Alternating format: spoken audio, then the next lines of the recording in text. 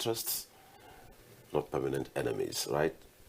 But looking at where Nigeria came from to where we are today, why would people be tinkering towards attacking democracy, national assets and what have you? Why?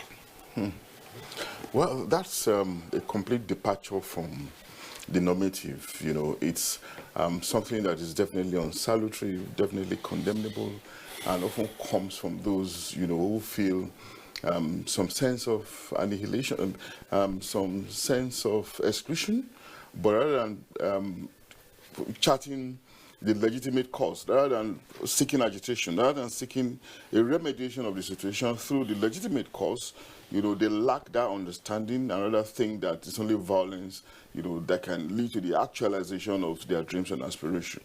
We need to understand that in the evolution of systems and society, it comes through either conflict, which sometimes we want to describe as war, but even in conflict situations, you have to come eventually around the negotiation table for consensus to be built. You know, but in modern times, because of the sophistication of understanding, because of shared experience of people have come to the realization that rather than resorting to conflict, rather than resorting to warfare, you know, dialogue, consensus building, conversation, you know, and elegant ways of resolving crises, you know, and disputes. You know, but when you move away from these channels, from this direction, of course, you know, it tends towards criminality, and of course, solutions have to be found to it at the level of sanctioning, prosecution, and at the level of prosecution and sanctioning. But we need to understand again that, you know, democracy is a virtue. You know, it's a value of government, you know, that nations have largely subscribed to. Not necessarily the nations that we often say are the bastions of democracy, but every nation, irrespective of its tendency, whether theocratic, you know, or military, or communist, or socialist, you know, they've often had this semblance of representation, and representation is integral to democracy. Representation in terms of involving people or delegates, people who are supposedly coming to speak for the people at one level of the other. Largely, therefore, democracy is often measured in terms of the extent of representation that nations are subscribing to. Countries of the West, you say, largely, they subscribe to, you know, widespread, you know, representation. And that's what Nigeria that's what Nigeria has taken after. In the last 22 years or so, we've been working at it in a painstaking process, and that's why we have to understand again that it's a processual thing. It will take time for us to consolidate, make amends in areas that we are seeing lacunas, but it's just a matter of time. You know, cognizance of the fact that 22 years has been one of progress, you know, one of development, not necessarily at the tangible level, but essentially at the intangible level. And that's why that's a mistake we make sometimes when we want to see democracy, you know, as we want to measure democracy only at the tangible level, at the physical level, through infrastructures and all of that. Infrastructure, yes, we have seen developments, infrastructural development, particularly this government, you know, making miles, achieving so much in the area of infrastructure. But it also goes beyond it. You know, the element of freedom, the element of happiness, you know, the element of an ability for you to, you know, to aspire, you know, to see your hope fulfilled, to see your hope realized. It's also integral to democracy. And it's even much more important because freedom, happiness is innate to the desire of the human being. And democracy is one system of government, you know, that guarantees this. It is implied in every democratic culture.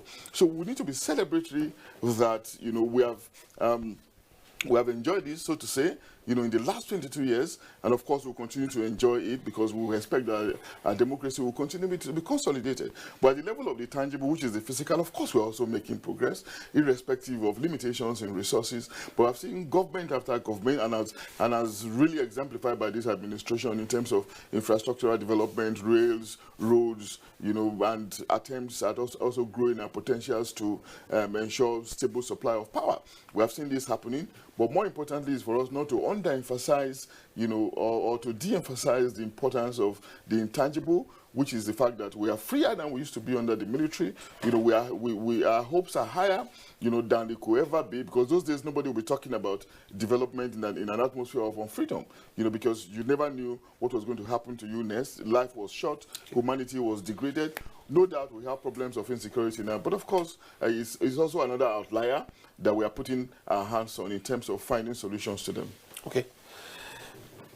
Jamiu, listening to Adeniyi, you guys were directly involved in this, given the fact that your father is one of the symbols of this fight, that where we are today. And just a few years away, some persons just feel they can just wake up and attack democracy. Does that make sense? It doesn't make any sense, and that goes back to what he was saying, you know. The issue of there's a criminal element, and apart from that, when things get this complicated, you can never know where the problem is coming from, because this is the signs of like the worst type of cancer. This is like the malignant form. If it was benign, we could even stop it, but now it has gotten so advanced in the sense that these people that are doing what they're doing, it has become so complicated that it's hard to even pinpoint who is behind it. Definitely, they have been sponsored, and some of them are not being sponsored. Some of them are marginalized, and some of them are actually not marginalized. There are so many issues that have to be, you know, tackled. But I think the best way we go about it is to start from the grassroots. These people, they are from families, they have parents, you know. Government is doing its own work. We Nigerians have to also do our own work as well. We have to like go down to the grassroots, to the family level. Before somebody goes to school, he has a family. Family values. You know, we, as he said, we focus a lot on the infrastructure and all of that, but we have to build ourselves so that we actually become more developed along with the democracy, because times are changing. It's not like before. Now we have a dissemination of information. We have the social media. A lot of things are coming in, coming out. People have access to information more than ever before. So that has changed the way people think and how they think. So that makes it easier to actually influence people to do things that they're not supposed to do, to the point that it even makes it harder to know where the problem is coming from, because the communication is so easy. And at the end of the day, the family bonds, because of economic hardship, people are beginning to fail in their roles. Like a father, what is meant to do, monitoring his child. You know, they look for earning an income, they come back home late, they don't know who their children are mixing with, they don't know, because all these people that are doing these things, they come from families. And these families are the ones that are supposed to take note before even government, before they can do this damage. Definitely the families are meant to know something is wrong somewhere. So we have to government has to reach out to the Nigerians in terms of the grassroots, family institutions. We have to start not just thinking about the issue of tackling this thing from let's get the police involved. Let's go back to the basics, to the family institution. Let's go back to the fundamentals. Teaching, like a concept. Like in America, I always tell people, they have an American dream. People know that this American dream, you can achieve it. And they are patient and they work hard, but we in Nigeria, we don't really have any pathway. We don't really have any theoretical, background or institution that we can say, okay, let's use this as a basis to actually develop ourselves, our character, our personality, and our goals. Okay, I'll come back to you. Let's go to Timmy Prayer. Listen, Timmy Prayer, given where we are coming from, by now one would have expected that Nigeria would have evolved to a stability where we say we have an entrenched democratic culture. And where no matter the ill feelings, no matter the misgivings, no matter how aggrieved we are, we protect it. I remember an illustration somewhere in a cartoon in one of the national dailies, 3 hefty hands struggling very hard to keep the Nigerian map in the right position. And people just wake up from nowhere. As much as we know, democracy is evolving. It's on a destiny. It's on a journey always, no destination. By now, we should have a seasoned democratic culture where people will not even think towards attacking democracy. Very much. It is really disturbing. We have had this democratic run for 22 years, and while that calls for celebration, why we should be happy that we have at least left the dark days of military interventions behind. Remember, it was an average of one military coup every 3.6 years. So now 22 years of unbroken democracy calls for a lot. So celebration. But like you said, by this point in our democratic voyage, we should have, at least to some level, imbibe the tenets of democracy, the culture that sustains democracy. But I think we can lay that blame on so many factors. One of those factors would be the socialization process. So since 1999, when this democracy came on board, what have we done as a country to instill democratic attitudes in people? For example, is there a national plan to democratize the consciousness of Nigerians? And this you can do, for example, by having a curriculum, let's say, at the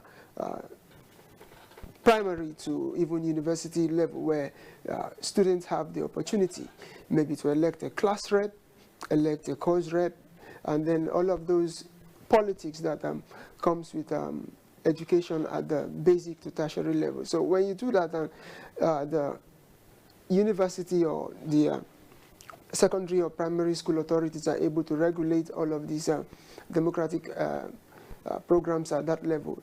People grow into that culture of participation, of tolerance, but we do not do that.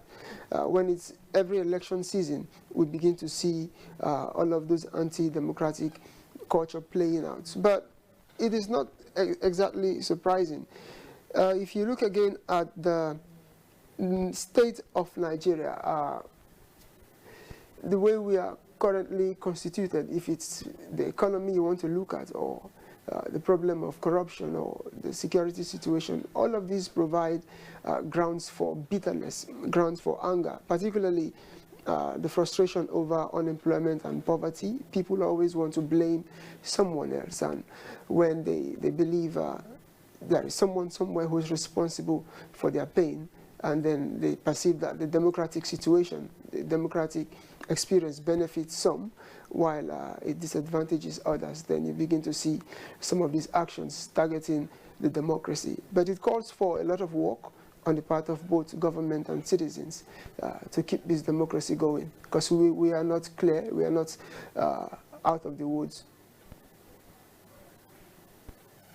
Still with you. When can we end this trend where if it does not favor me, it is bad? But in other climes, whether I'm there or not, what we are looking at is the national goals. But part of the problem appears as though, if, for instance, Timi Priye is the minister and Adeniyi is not the minister, Abiola will liaise with Adeniyi and they'll be fighting Timi Priye for no just cost. When can we drop that perception? I think, unfortunately, if it benefits people to continue to do that, they will never drop such behavior. So we should find a way of punishing such behavior. People should have the common interest at heart and be always willing to support anyone who has been given the authority to govern. Unfortunately, we haven't disciplined people. I think this is a society that also doesn't keep record of how people responded to leadership when they were not in leadership position. In many countries, serious record is kept. So if today Timi Pere Alison did not support someone who had the mandate to provide leadership, tomorrow when I aspire to leadership, I would also be reminded that at some point in time you were not cooperative. So how are we sure you can capably deliver in this position? So society should have a way of punishing people who do not want to cooperate. But overall, I think people should understand the importance of the need to work together to make this country move forward. Back to Adeniyi. Democratize the consciousness of Nigerians. Across board, we know as much as history is no more a subject in schools. Before now, in my primary school days, I got to know so much about the history of various parts of the world, various parts of the country, as though maybe I grew up there. Now, if people could just wake up and start attacking democracy, attacking state national infrastructure, then how can we, because if truly, like Timmy Praise said, if we democratize the consciousness of Nigerians towards democracy, that could change. So what pattern or model of value mindset reorientation can we deploy? Yeah, very good question, but also a very tough process too, because attitudinal reorientation can be very, very problematic, in any system, and it's not necessarily peculiar to Nigeria. Oftentimes, some of these criminal acts, are not just, happening because they have to happen. They came in through a process of neglect, a process of exclusion, and through frustration and failed desires to actualize hopes and dreams. And if you want to put it very primitively, through the ability to put food on the table. But rather than being elegant about ways of solving it, because of the deprivation and the deprivation of the mind thinks that it's only a resort to criminality that can help him or her out. And that's why you saw resort to destruction, even critical infrastructures that ordinarily should help you, and the community to bring about happiness and progress. But what is also central to it is the inability of our institutions to function very well. Institutions can actually be abstract, they can actually be actual. On both sides, and it can also even be much more. But in our institutions, we have had, large failures of these institutions and situations where individuals are stronger than the institutions. So rather than us privileging institutions, we rather privilege individuals. And individuals also see themselves, or they rather see the institutions as existing to work for their own good. Now, if we have institutions functioning well in the interest of the community, in the interest of the citizens, so you will see a natural, shaping of the process, the natural shaping of citizens' attitude in the way of progress and compliance. And you see them investing their hope not just in the system as a whole, but of course in the nation and in the future of the nation as well. But you have this situation where over the years, we have had lethargy of leadership, reluctance of leaders, to work in the interest of the people. And when we talk about this leadership, we've made this point severally. It is not just about political leadership, or the calling on the president, or the vice president, or the governors, and all of that. Leadership is present in all sectors of the society, from the family, to smaller sectors, to ministries, departments, and agencies. There's this reluctance. People tend to think that, once I find myself in those positions, my priority is to work for myself, friends and family, as against the community. So within that concentric circle of leadership, you find the individual in the middle, satisfying the friends, and family, ahead of the community. Whereas, the service delivery process should begin from the outer ring, from the community, maybe to the family. Even if you serve the community, of course, it's going to rub off, the family and the friends, and eventually yourself, and you leave legacy in the process. So when this process or this circle has been reversed wrongly, when we have had a reversal of the circle, we've seen lethargy of leadership, at all levels, then you find, a slight deterioration into a state of anomy, reflecting in individuals thinking that they can take laws into their hands, or thinking that they can ventilate their anger, their frustration, by destroying institutions of state. And that's why we're identifying the institutions of democracy. I don't want to believe that the attack is essentially on democratic institutions. If democratic institutions is simply about physical infrastructure, and physical infrastructure is just there, it can be replaced. They are both in the hard and the soft sense of it. It's not going to stop. It shouldn't be able to stop our election, because democracy is a process. It's an attitude of the mind which we are gradually cultivating. And of course, God forbid, if anything even happens to INEC, it shouldn't stop a democratization process, because the culture we're already imbibing. So it is becoming ideological into us, and it's something that we have accepted because we have seen it as a situation where we cannot detract from, we cannot go back from it. So the structures are just one item, but the culture, the acculturation process is also still ongoing. And I don't see us detracting from it, even though the physical destructions are condemnable. But if we strengthen our institutions, conscious of the fact that as individuals, as humans, we are limited in time and space, but institutions are always strong enough to outlive, human functionality. Okay. If we strengthen it, of course, we will be able to make substantial change in terms of attitudinal reorientation, which is also very key, you know, in the evolution of strong democracy. Okay. To put a rest to the issue, Jamil, is yes, we'll say we came from military rule to democracy and we have to build democracy. When it came, we had nascent democracy, nascent democracy. Right now, nascent has disappeared. We are beginning to stabilize. So I ask, how will Nigeria look in the eye of the Committee of Nations if we don't hold this thing so dearly and build it to stardom? Well, I think when the former Secretary of State for the United States, Hillary Clinton, came to Nigeria, she made a point I never forget. She said, Nigeria has too many big men and not enough big institutions. So for democracy to work, there has to be big institutions. And for them to be big institutions, the individual has to play a more limited role. It's the institution that now takes charge. That's why I'm happy about this constitutional hearing that is happening. What is going on, people should actually give this as one of the suggestions, that they have to actually change the constitution a little bit and make these positions less attractive to people. Because when they make it less financially rewarding, then the people that actually want to serve will now come out. It's like you put like sugar, you know, definitely ants will come near it. When everything is so lucrative, people that might not actually have the interest of the country for their own personal interest will go towards it because of the rewarding character, the rewarding nature of those positions. But by the time the reviews and the constitutional amendments, then it now becomes less attractive financially. Then the people that really love the country patriotically will now come out. And that's a point I think is very important. Then speaking of the destruction of these assets, we have to keep in mind is that Nigerians, no matter how bad a lot of people or depressed they are not against democracy.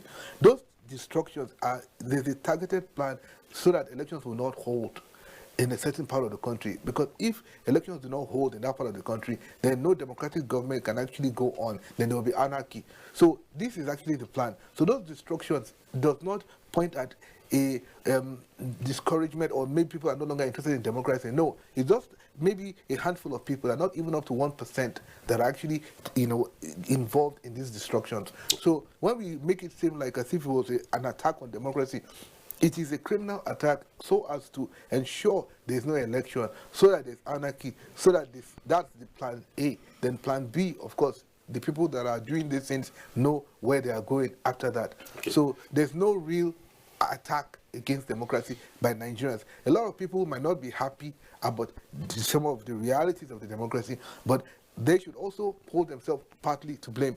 And the reason why is because democracy, according to the United States, where I studied political science, they said democracy is a participatory democracy. Nigerians have never really understood that democracy involves their participation. That is a key part. Whether you're happy or not. You participate in a very good way. Even if you want to criticize the government, give alternative suggestions. If you want to criticize, give suggestions that are realistic. But when you criticize and you now give options that you know that are not possible, then you are criticizing for the fun of criticizing. And you know, as a human being, these people are in government. You know, they're human like us. They get discouraged. I will get discouraged if every day people are attacking me, because some of them, they might not even sleep all night. Let's hold it there. But yes, like you said, if truly the institutions become strong and not strong men, all these threats will amount to naught. Because no matter how they destroy, no matter how they try to distract, that's right, the institutions will sustain their positions and they will surmount the threats. Yes. Well, let's rest it now. Still talking about democracy, in my opening I referred to the parliament as an engine of democracy, because at the parliament you find all parts of the country represented. The entire Nigeria is there.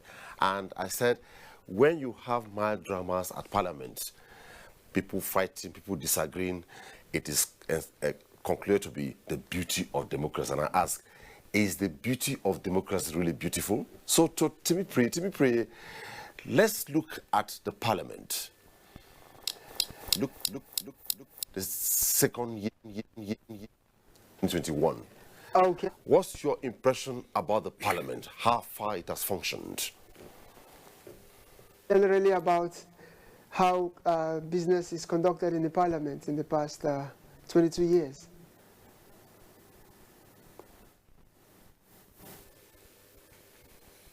Go ahead. Yeah, so, you know, the parliament in every democracy is the engine room. Unfortunately, in this part of the world, we tend to center on the executive, but the parliament is where decisions are made that could impact generations and affect people. So it's understandable. Even in more mature democracies, you find a lot of these squabbles. You see fisticuffs and people throwing chairs and all that. So it is not particularly disappointing to see that, even though we are seeing less of it. But the problem I have with the parliament is that they do not yet understand their position in a democracy. This unnecessary deferment to the executive, becoming like a rubber stamp body instead of a group of legislators who should act independently, is for me more worrying than even the fighting. If you fight and then eventually roads are delivered or electricity is delivered, that is a good fight. But when you fight because you need to protect someone somewhere in the executive arm of government or some personal interest, that becomes for me a problem. In the past 22 years, I think the parliament has been like a seesaw or a roller coaster. We have seen the highs and the lows, and then quite a lot of good decisions have been made at the parliament, but so many very bad ones have also been attempted to be made, at least. For example, since we're talking about democracy, you see so much effort to censor the civil society, curtail the civic space and all that through some of those social media bill, the CSA regulation bill, and the hate speech bill. Some of those parliamentary moves do not really support democratic consolidation. So going forward, we want to see a parliament that is pro-people and one that understands that in a democracy, it holds the key to change and happiness. I'll still come to you. Just hang on there. Professor Edeni, you heard what he said. Yeah. I don't know whether you agree with him that as of now, he feels that is his position, that the parliament do not yet understand its position in a democracy. And pulling up from there, maybe you agree or you don't agree, but clearly, when can we see bipartisanship really play out in the face of the Nigerian parliament? Yeah, well, because I ask this, most times it's as though we want to first argue from our platforms before arguing nationalistic. Well, I think it's a very critical point to make, but we need to understand that the parliament is a springboard around which democracy rotates.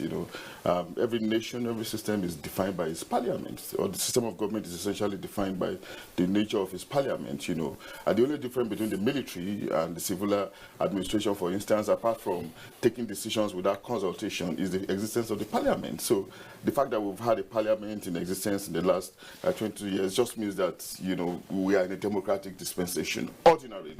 But if you look at the parliament from the 60s, from the time of Legico to the time of Akpo and the time we're in the present National Assembly, it hasn't really changed in terms of how we appreciate their presence in the affairs of the state. It has not changed because you will find out that the Nigerian person or the nature of the Nigerian person has to be reflected in the parliament in existence. Because just to say that parliamentarians don't drop from the sky, they evolve from the people. So whatever we see, whatever they are exhibiting, is a product of the society that we all belong to. So if we want any form of change, we have to be concerned about the reorientation that we talked about in the first instance. And if you look at parliament is there, and they're just coordinates arms of government, they're not supposed to be at loggerheads. They are supposed to complement each other, and in complementing each other, we're supposed to see results. You know, results can come, like we also alluded to earlier on, through conflict, and it can also come through dialogue and understanding. Whichever comes first, what is most important is people-centric, you know, policies, you know, decisions that are geared towards satisfying the interests of the community or the generality of the people. So if it will be brought about through conflict, sometimes it can be so in the process of trying to get to reach an agreement or an accord. But again, if there's a mutual understanding, like I see existing between the present parliament and the executive, leading to result, then why not? And do not forget that we have had an increased understanding in the present parliament, which some people, like maybe Timpre also said, you know, alluded to maybe rubber stamping. I'm not going to see it in that light. I just see increased understanding, you know, an ability to collaborate better, you know, an ability to foster bipartisan understanding, essentially through the instrumentality of the leadership of both arms of the assembly. Do not forget, if you look at these individuals, you know, we have the Senate president, for instance, you know, solid education, solid experience in the legislature, you know, and of course, his colleague too in the House of Representatives, solid education, solid experience in the House of Reps. You see, so ordinarily, we should expect that there's an increased appreciation of what their responsibilities are, and if they can bring about results, you know, through consensus with the executive, you know, of course, I would rather prefer that route instead of first of all, going into conflict, you know, or disagreement, you know, playing to the gallery so that people will say, oh, they are standing up to the executive. When you are engaged in an action, what is it supposed to be for? You know, of course, there should be a rewarding situation at the end of the day. Yes. Asked differently, but almost about the same question. Now, there's a national challenge before the National Assembly, whether Senate or the House of Representatives. And rather than Nigeria see the senators, see the members thinking towards Nigeria. For instance, Dadeni belongs to a particular party, you belong to a political party. Rather than us meet and look, what is the position of Nigeria? How do we now think up towards consulting the political parties? That's what I'm hinging on. When can we see the parliament holistically come out most times and just close shop with the political parties and look at Nigeria as their common interests? Well, I think what you're asking for is like very, very difficult, because even America, that is like the head of our, like we are democratic and we are following the example. Up till now, the president of the United States has problem, this same problem you're talking about. People always think about the party affiliation. Sometimes they even have a bill that might actually even be beneficial for the American, but just so that they don't, the president of the United States doesn't get the popularity, some people work against it. It's something that's going to go on and on and on. So I guess what we have to do in Nigeria is to always make sure that whenever we are voting people in, we vote in the right people. People that have actually displayed uncommon, you know, ability and uncommon, you know, patriotism for the country as a whole. You know, not just people that we don't even know exactly or with questionable characters. Because at the end of the day, if we don't get that part right, it's like a house, a foundation. You don't get the foundation right, no matter how beautiful the structure is afterwards, it will not amount to anything. So I think everything starts from the voting process. When you want to vote for people, you look at their background very well. Not just the education, the personal character of the person. Is somebody that thinks more of others before himself?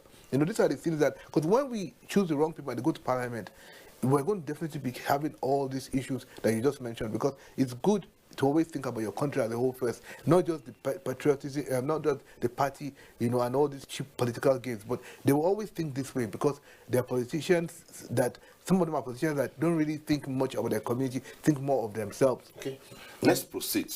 To be clear, let's look at the quality of legislation, the kind of bills, the kind of laws that have been churned out. Well, if you want to look at from 1999, where we came from, then the next 2 hours will not be done here. Let's narrow down the last 6 years, the kind of laws, the kind of bills, the relationship between the legislature, the executive, and the judiciary. What's your perspective to this? Yeah, the last 6 years, I would say, has been a mixed experience. You know, when President Buhari first came, because of his anti-corruption agenda and how it went as far as the legislature and the judiciary, we had a little moment of lack of cooperation, particularly with the Parliament's response to the President's request for attention on appropriation bills. That went on for almost 2 or 3 years. But other than that, I think it's been far cooperative, I would say. Maybe because some of the executive requests to the Parliament have never bothered on very critical aspects of our society, where people will have to make very solemn and tough decisions. So I would say in the past 6 years, the bills have come as they should, expectedly.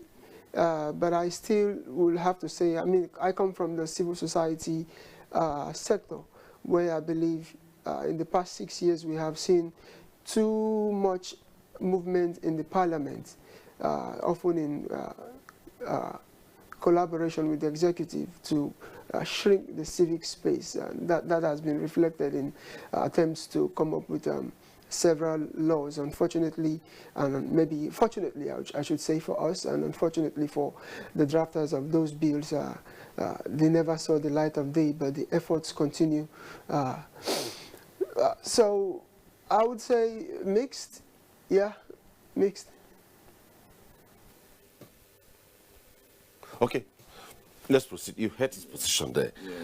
Whether you want to agree or not, the 9th National Assembly, anyone want to compare, who want to be pulling off from, how was the 8th National Assembly, how was the 7th, how was the 6th, and compared to where they are today. Let's see your perspective.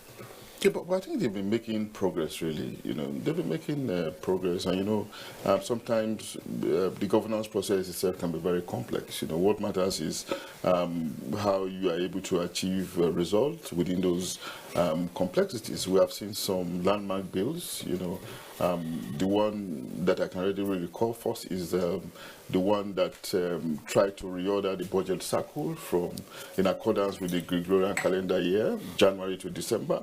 Earlier on, we have had this alteration, in fact, coming from the military, and unfortunately, we inherited it from the military, whereby budgets were released at any time. You know, and of course, you know, this can be problematic for the economic indices. You know, the economic aspect is an intangible that relies heavily on planning. You know, the ability to predict processes and procedures for you to be sure of what's going to happen based on fiscal policies, you know, and financial regulations. You know, it's been untidy until we had this 9th National Assembly. They came to and reordered it, and they've been consistent at that in the last 2 years. So that's quite commendable. And of course, we've had some.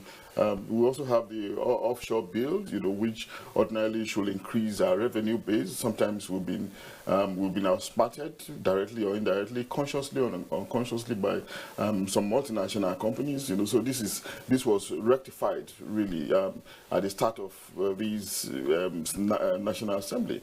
You know, so progress is being made, and the point I was trying to make earlier is that, you know, we now have a better pedestal towards the building of consensus, you know, and of course, in any situation, particularly in a democracy, which is often a conflation of interests, you know, because our kind of society is a fragile, vulnerable one. You know, in this kind of arrangements, you have to be concerned about consensus building, and building consensus is about fostering understanding, you know, through the presentation of your own position, and the strength of a system is actually measured by the tactics and strategy that you put in place, you know, in the building of this consensus in this process actually. And that's why sometimes we see leaders making sacrifices that you'll be wondering from the outside or from outside, you know, why this kind of decision was taken. But so many things will probably have gone into it, you know, before those conclusions are reached. That's how it works really. So from my own point of view, I think, you know, there's a better ground for the building of consensus, okay, you know, in the present dispensation. Okay. It's a Democracy Day 2021, and like we told you from the beginning of the program, at the opening where Fisayo anchored, we assured you that we shall be going through the landscape of the country to bring you up to speed of developments there. Right now, we shall be going to Enugu, where we're looking at 22 years of Nigeria going through the process of refining raw materials into sparkling gold. The different facets of the country have rolled out various policies and programs that will place the country on a progressive pedestal. In Enugu State, the present administration has made concerted efforts to ensure security of lives and property, as well as alleviate the sufferings of the people. It's a beautiful day in Enugu State as Nigeria celebrates 22 years of democracy. People are going about their normal businesses. Life is smooth, the weather is clement, and people are having fun. But meanwhile, this is the Enugu State House of Assembly, the very engine room where all the policies and programs that affect the people of the state emanate from. As Nigeria celebrates 22 years of uninterrupted democracy, let's feel the pulse of residents on how far so far. Democracy, you will recall from the Greek era of Socrates and Plato, that is the government of the people, by the people, and for the people. And I can tell you that in Nigeria, for example, the transition from military rule to democracy, which is our celebration of Democracy Day, has been something that we are maturing and, of course, beginning to actually inculcate all aspects of democracy. Freedom of speech, a constitution, freedom of movement, and of course freedom of religion. So Nigeria is actually becoming a more civilized society with democracy. The practice of democracy gives everyone a chance to actually contribute in the governance of the country. It makes every state where they can have elections. And in election, you do primaries and, of course, elect the best candidate that will bring dividends of democracy, like development, all the way to the grassroots. So our constitution is working, and we hope that with the more years we practice democracy, the better we get at it. So we can say we have some growing pains with democracy, but I still believe that is better than military rule. Do you think we all are on track? Well, yes, we are on track to a great extent, because elections it makes everyone to become part of democracy. You cast your vote. Everyone is freedom to register to vote. And of course, you have a candidate of your choice. That is freedom to actually practice what you want to in democracy. So we are all playing a role, but we're believing that with the practice of democracy, the system will improve. From the foregoing, you will agree with me that Nigeria is still evolving. We all have roles to play to sustain this democracy. And we believe that with time, we will collectively take Nigeria to the expected place of glory. From Enugu, it's back to the studios. Thank you so much. There from Enugu. And I go to Timipre. Timipre, let's look at within the ambit of the building a democratic culture in Nigeria. Like I said at the beginning, when we began, it was always nascent democracy, but over 20 years after, we can't say it's a nascent democracy anymore. We should be thinking towards building on the culture and stabilizing on it. So, subnational and national relationship, how do you assess it? As to the point you made, nascent democracy or not, I agree. This is 22 years. If Nigeria was a child, by now that child should be completing university, so it's no longer a nascent democracy. We now have models to copy from. The US is there, France is there, the United Kingdom is there. When those democracies began, they never had any model. They were the radical ideas that have now formed the idea that we now copy. So we expect a lot from both government and citizens, so we strengthen our democracy. But coming to the question of the relationship between the tiers of government, particularly the national and the subnational, I would say the constitution that we run has to change drastically to make that relationship also change. I believe if we have a federal democracy like we claim we do, it should reflect in the apportionment of powers and resources. Right now, the federal government has just too much powers and too much resources, while the states are not having so much. So, and that has been a point of contention. For example, the question of revenue allocation, how should it be done? Who should have this and who should do that? It has been a point of contention. But it has implications even for Nigerians, because there are roads that state governments, for example, can build, but they have been designated federal roads, and there are no federal allocations. People plying the road can die as a result of accidents. Now, a state government decides to take action, and then they have to wait either for the approval of the federal government, or when they go ahead to do it, they begin to work for years to get reimbursed. So all of those constitute challenges to the relationship between the federal and the state government. I also think that the subnational governments in a democracy that is a federation should have as much powers as we can say about subnational governments in the US. Many of those states, take California for example, or maybe you want to take Texas, have economies that are as big as 4, 5, 6 countries in Africa put together. That is because they have both the authority to make certain decisions within their areas of influence, as well as the resources, control of resources to go about delivering development. So for me, that is a major issue that we will have to address, and we are so happy that the review of the Constitution is going on. That is one area civil society organizations are working to address. We believe it will also help in addressing the security situation we have now.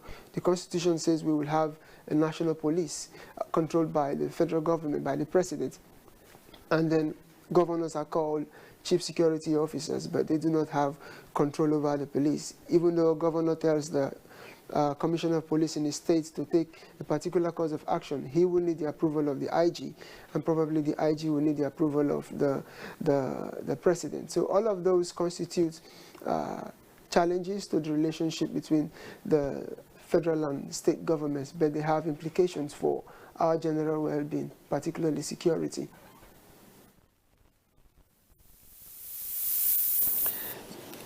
Discussing democracy in Africa and also narrowing down to Nigeria.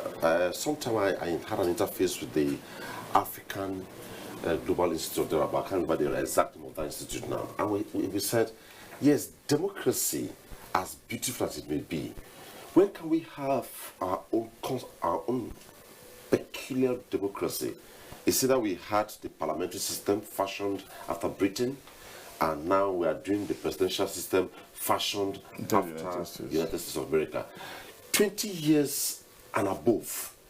Is it not time we start thinking either remodeling our democratic style or approach to adapt with the realities of our mores, our cultures, to move on with? Yeah, absolutely. I think that's a very germane issue, and that's why people have been talking about being ingenious, being creative about the kind of system that we want to fashion out, And of course, to some extent, we'll say that we are largely presidential, just like the American democracy is. But even our democracy is not completely American, largely American, but not completely American, because there are some variables in the American system that are not evident in our own system, which is also a point that we need to note. But of course, it may also be the reason why we are having rising agitation for the retweaking of our constitution, for us to have some levels of devolution, some levels of restructuring in such a way that it will be ingenious to us, because sometimes aping and idolizing, foreign models can be problematic in terms of operation for a nation, as the case could be. And that's why we also say politics is local, because we have to understand our history, our culture, our religion, our particular patterns and particularities, so that we can develop our own model after our own original experiences. So it's okay, valid proposition, and I think it's also consistent with the moves to change the constitution. And in changing the constitution or reviewing the constitution, we expect that the inputs of nationalities will feature there in such a way that we could say that there are some things that have now that are new, that we've properly thought through and that are evolving from our own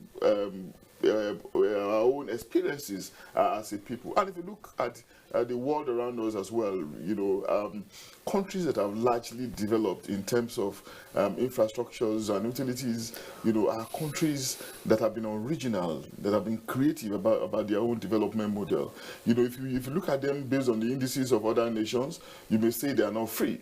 You may say they are not progressive in terms of democracy, but in terms of infrastructural development, in terms of what makes the human being happy, there have been substantial progress. United Arab Emirates readily comes to my mind, and of course, what about China? What about Malaysia? Singapore every day is a reference point for development, but Singapore is not a democracy. But of course, we're not talking about their system of government. We're talking about development. So development should actually come first in my own reckoning before we're concerned about model. And a model, of course, should be ingenious to the people. But if you want to completely shape and analyze what is evident in another country, of course there will be problem, and that's why we're having some of the problems we're having now. But it is good progress that we're also making moves to review aspects of our constitution. But finally, on this point, Omini, we also have to be concerned about not romanticizing with constitution too much, because there are nations in the world that don't have written constitutions, but these nations are functioning fine. New Zealand is one, Israel is the second, United Kingdom is also another. They have unwritten constitution, but they are functioning fine, which tells me that the human element is also very important in any kind of model or in the operations of constitution, whether written or unwritten. So it's not all about reviewing our constitution. Yes, we can review our constitution. So when we are done with it, what about the humans that will operate that constitution? How ready are we to build a nation as a people? Okay. Then how ready are we to be concerned about reorientating our attitudes in a way that will be suitable, for the good of the community rather than for self-aggrandizement? Okay, let me quickly parry that to Jamilu. Now, why I asked that question, most conflicts, challenges in Nigeria today have rather worked with committees or commissions of inquiry that attempted or ventured into adopting the peculiarities of such communities without necessarily using maybe the Westminster model to resolve crisis. So, and I keep asking that same question, when can we look at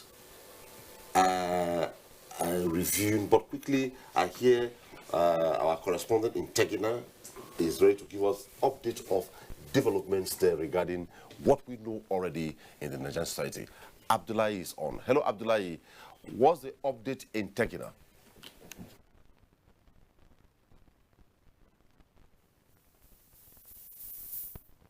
We got it, I think, sometime in 2019, if I remember, yeah. I mean, given the financial situation of Nigeria, shouldn't we? Right now,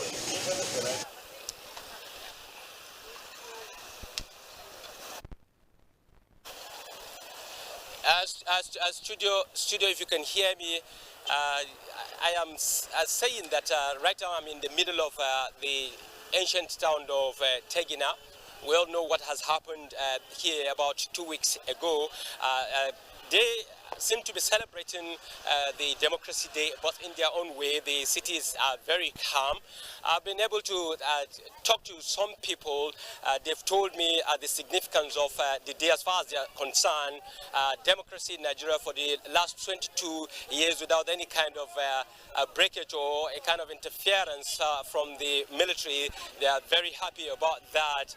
And we will not come to Tegina at this point in time without putting through as a number of parents of those children that were abducted in this town, and that is the reason why I said I should be able to take one or two of the parents for them to explain to us what the Democracy Day is all about for them, and also how they are celebrating at the same time what is going on in their homes. I have one of them here, Malam Umar. Bismillah, Malam Umar.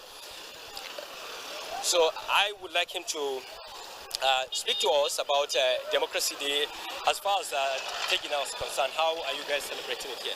Well, Alhamdulillah, we are celebrating this Democracy Day in our own way. It has been 22 years of uninterrupted democracy. We are happy about that. Relatively, we have gotten our own level of the division of democracy for the past 22 years. Because if you can't take in, the rules have been repaired, some structures have been put in place. A lot of things are there which you can say we are happy for the coming of democracy within the last 22 years. But within the last 2 weeks, as much as we are glad as democracy, but at the same time, we are in a situation whereby almost everybody in the community is not happy. We are in a sad mood because our children have been abducted by the bandits, and which is very unfortunate. We have been appealing for the government intervention to please come into our aid to see to the early release of these children. It has been 13 days now. These children have been in captivity, and you know, even if it's in your house, you have been caged into one place. There's no way you will not feel the absence of freedom. Now they are there in the bush with the bandits for 13 good days. We are seriously appealing for the benefit of the democracy to please the government to come fast to get to the early release of these children. We hope so, Malam Umar. Thank you very much. Well, we heard from Malam Umar. He's appealing that all the stakeholders involved will come together and find a resolution for the freedom of their children. I also have with me again Malam Abubakar Garba, who has been a very regular face in this issue in Tegina. Malam Abubakar, Bismillah. Malam Abubakar, tell us how the people of Tegina are celebrating Democracy Day. So Alhamdulillah, we thank Almighty God for giving us the opportunity to witness this day as a day that marks the 22 years in democracy era. We thank Almighty God for seeing this day. In fact, the dividends of democracy in Tegina are numerous. They are uncountable. We have seen, as you can see, that the main road, the roads in Tegina are tied by the state government. We have a water board, which the state government have done their effort in order to make it to work, so that we can enjoy. And we have our secondary school in Tegina, government secondary school Tegina. It's almost 50% okay, and there are numerous dividends of democracy in Tegina. It is only that in one way or the other, anywhere you have good, you must have bad that follows it. I can say the bad bad thing we mark on this day, or in the democracy, the era of APC is just a mark of, is just a issue of a banditry, issue of a kidnapping or something like that. And we hope Almighty God will intervene with His all power, so that what we are seeing bad will come to be good by God's grace. So that is all that I can say. Thank you very much. And the issue of I still want to talk about the issue of my school, Sali Utanku Islamia, because I know many people have. All right, I think we have done that. But I just want to appeal to the government to interfere, because we are in trouble. We are in a situation that we cannot even explain it. So we want the government, please, to interfere, to come to us, to come to our aid, please. That is just what I can say. Thank you very much. Well, you heard from some parent of those about 136 children that were abducted in this school here in Tegina, just a couple of meters away from here. Basically, the town itself is very calm, activities going on, people are selling, and you definitely will not see them in groups celebrating, Nigeria's Democracy Day. But of course, almost all of them you speak to, they will tell you, yes, today is about 22 years of uninterrupted democracy in Nigeria. They're all very happy, and this has brought, a lot of opportunities for them. Can you hear me? Abdullah, if you can hear me, simple question. Are you hearing me now? Okay, good. I believe being a young Nigerian on a day like this, then it used to be 1st October or 27 May, but today, Democracy Day is institutionalized. On a day like this, we expect State of the Nation address from Mr. President. I hope and believe before coming on set where you are taking a drive around the town to feel a pulse of how the people of Tegina try to savor Mr. President's broadcast to Nigerians. How did it go? Actually, I need you to come over with that question because I didn't hear you clearly, please. Did you take a drive around the town before coming to speak with us? How did the people of Tegina receive Mr. President's broadcast? Yes, yesterday, and in fact, the first broadcast that went on air, we heard reactions from a lot of them. They were very happy with the president coming forward, responding to questions, especially questions that have been bugging their minds. Is it security? Is it the economy? Is it employment? And so on and so forth. So many of them have been reacting, even though in their local languages, but you can see the enthusiasm there, that they are very happy that this Mr. President coming out to explain to them what he has been doing, and then the kind of country, in fact, he wants to hand over to the next democratic governance. We surely have spoken to them, and they are very happy. And this morning again, after 7 o'clock, we came out again. We, as usual, go into the town, speak to people, get the mood of the town itself, and we have seen that there is a lot of improvement in the manner in which the people are living, especially what we call happiness. Though it's a two-way thing for them. There is a sad part of it, and then again that they are happy that today it is a Democracy Day and we are celebrating 22 years of democracy. They are very happy, and in fact, especially with the coming out of the president to speak to them and like speaking, their minds. Were you able, by dint of hindsight or instinct, made an attempt to speak with somebody from Tegina who was born on June 12, 1993? Or also were you able to reach out to those who voted on that day?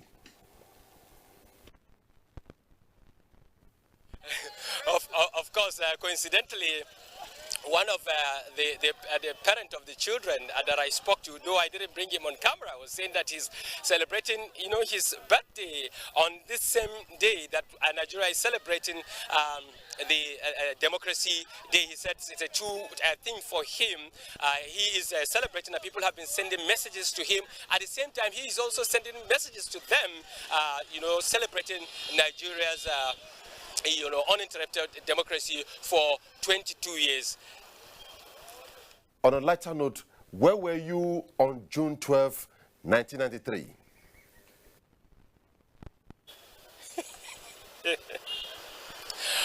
Well, back then I was in school, precisely Ahmadu Bello University, Zaria. I think it was my first year. And then what I remember then was that there used to be stories that was coming from Lagos.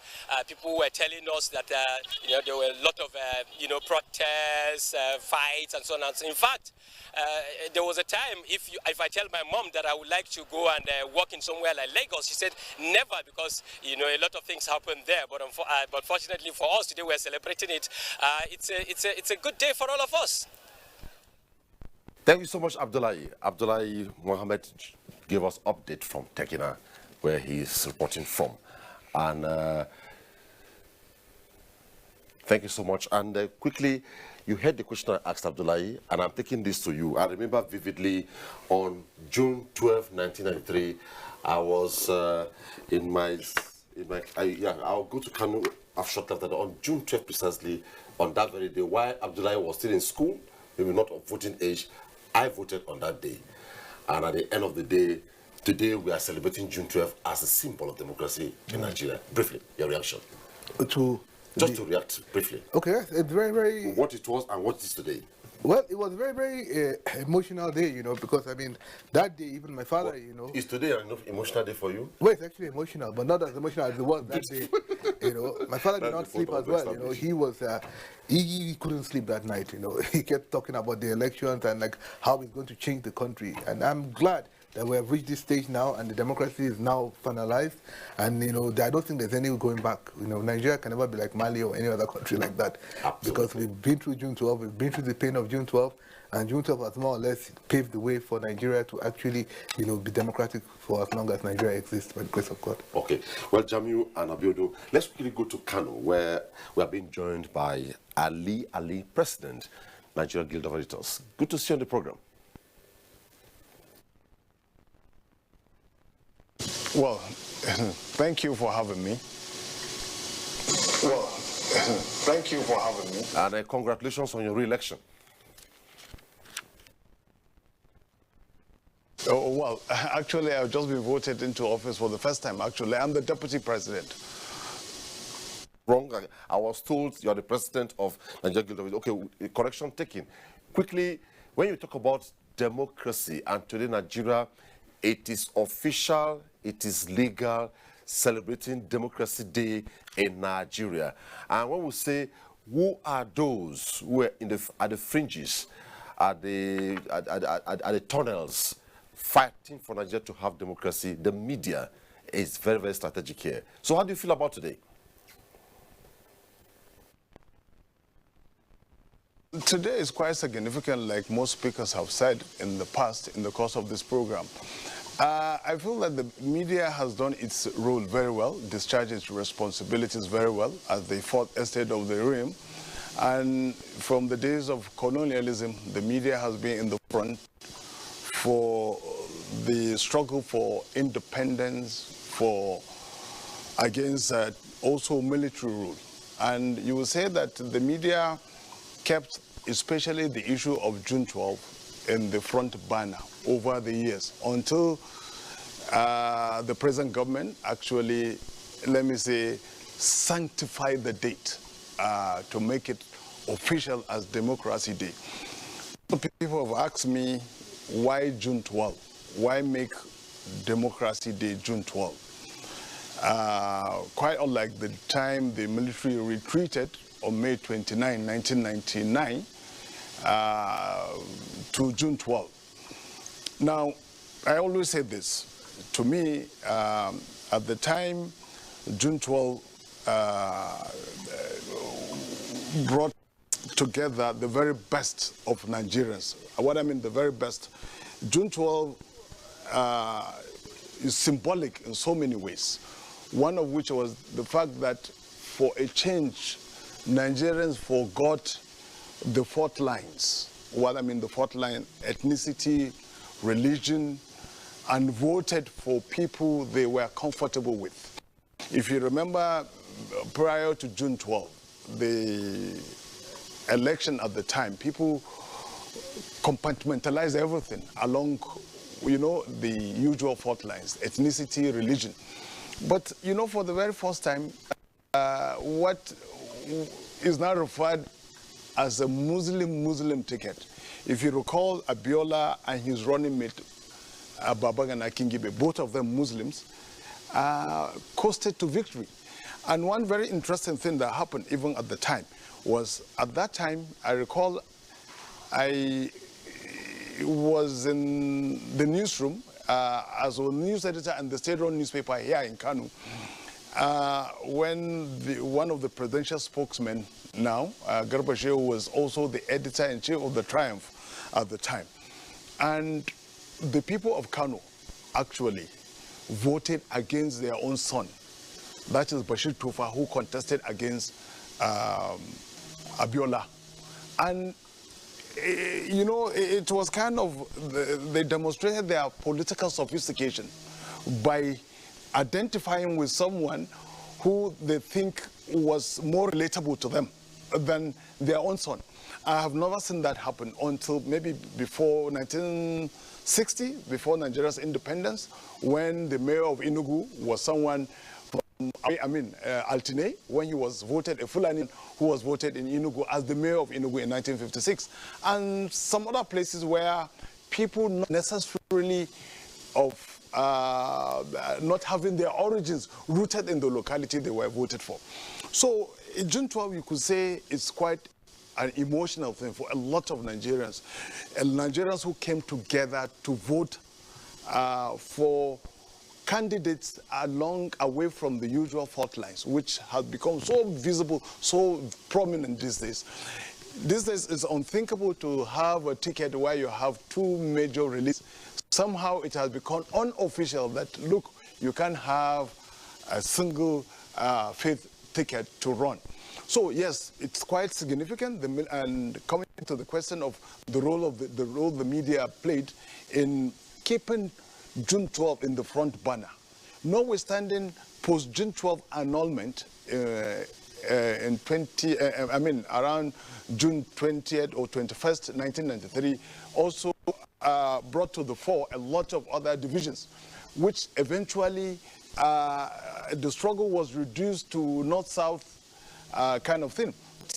Today is quite significant, and I think you must give it to the government for recognizing June 12 as Democracy Day, because June 12 was the day a lot of Nigerians freely, on their own volition, at no prompting, and a lot of people adjudged that election as the freest in recent history.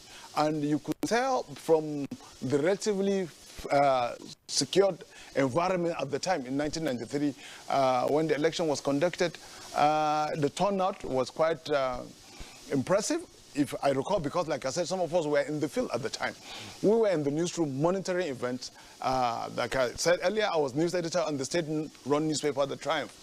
So yes, June 12 finally is like, yes, but then June 12 also means different thing to different people. But those who cast their vote in support of Abiola and Kingibe ticket, June 12 will remain evergreen. Yes. Brother Ali, still on you. I would have asked you where you were, but you have already said where you were at that time of June 12. I voted on that day. I wasn't practicing them, but inching towards practice. But if you say, besides the fact that the media was in the trenches for democracy to come from 1999, for instance, and the media sustained keeping June 12 struggle in the front burner. Now, it has finally been institutionalized. Will you say, in terms of sustaining democratic ideals, building on democracy in Nigeria, has the media done well?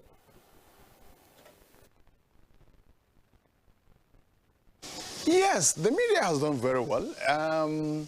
Yeah, but you would say the dawn of the digital media has also brought in its wake a lot of things to be desired, especially in gatekeeping, because the dawn of the digital media especially has thrown to the dog the traditional restraint and circumspection expected of the media.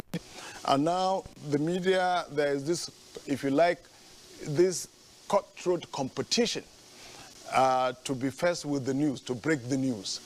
And in the process, also letting its guard down. But beyond that, the mainstream media, you will say, yes, a lot of gatekeeping is going on there. And you can see a lot of, if you like, sophistication with the coming of, like I said, technology. I recall until recently, until technology came to the rescue, when you have, especially in print media, you have desktop publishing. It used to be quite Herculean to be fresh with the news. Most papers especially those domiciled in Lagos. They have first, second, and third editions even. I think in the 70s and the 80s, only New Nigeria, of all the nation's newspapers, have two publishing locations, Lagos and Kaduna, which makes it possible to come to town with the freshest of news. But now with the dawn of digital media, you find what people now describe as media convergence. You have print media also having digitally based television and using various social media platforms to take home their message, to constantly update their readers and their viewers with the latest of stories. So you will say, yes, the media has evolved, courtesy of technology, courtesy of digitalization, courtesy of digital age. Yes, and like I said, however, in the process also, you find out that the media has, like any other, perhaps, sector, also having some things that could be improved with time, with greater training. Like this thing about gatekeeping. Unfortunately and regrettably, sometimes even mainstream media, they drive their content from social media. There are instances where mainstream media have relied on social media or digital media, not really social media as such, for their content. And sometimes the content could be quite misleading.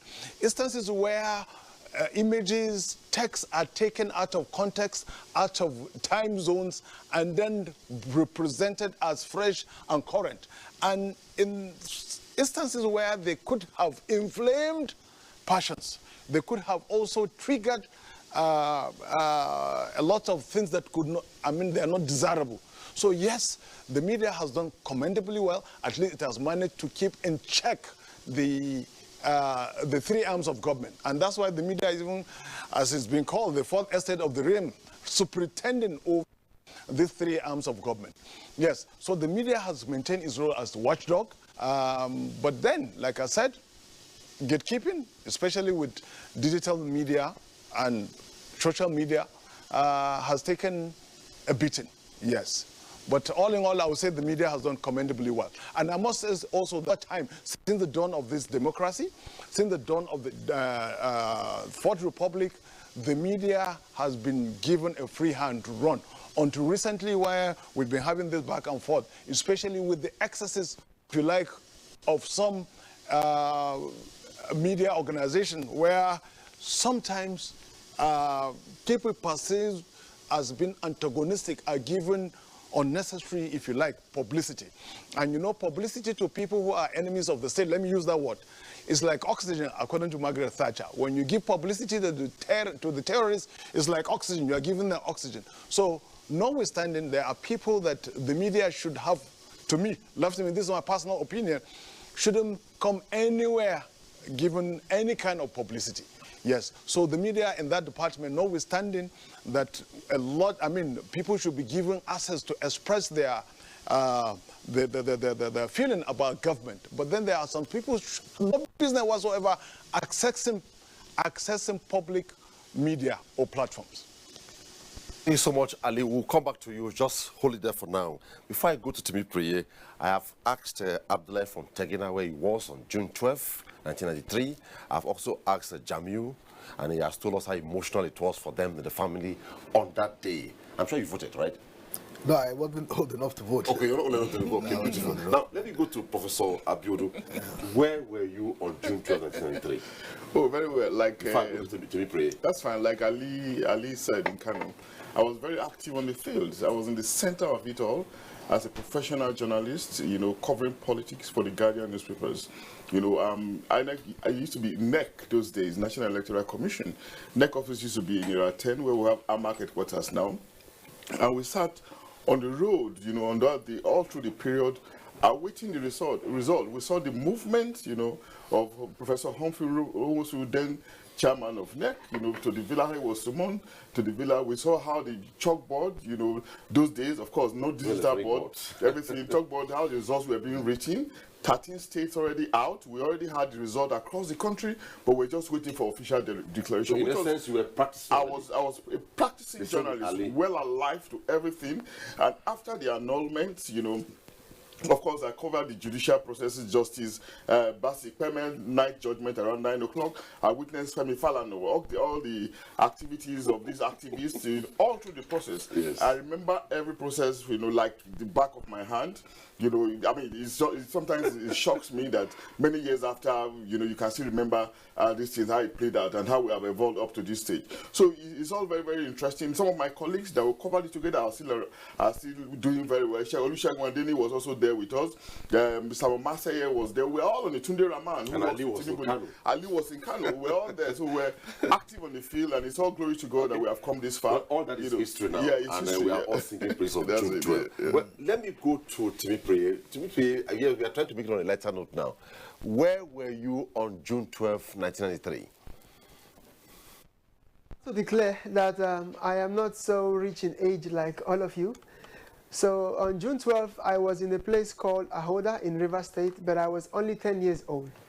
Nonetheless, I was well aware of political happenings because the SDP NRC campaign messages on television were so attractive to kids that we were all interested. So I was just newly out of primary school waiting to start JS1 when all of those happened. So I know I was looking at the news with my parents on the day when the election happened, June 12th, and then the disappointment that hit us when we heard that despite all of the good work that Professor Humphrey Wosu did, the election result may not be announced. And it was for us a very bitter period, besides the fact that MK Abiola, who we were all looking to have as our president, because even in our schools we were so happy, they say, oh, Abiola is coming, so as kids we were happy.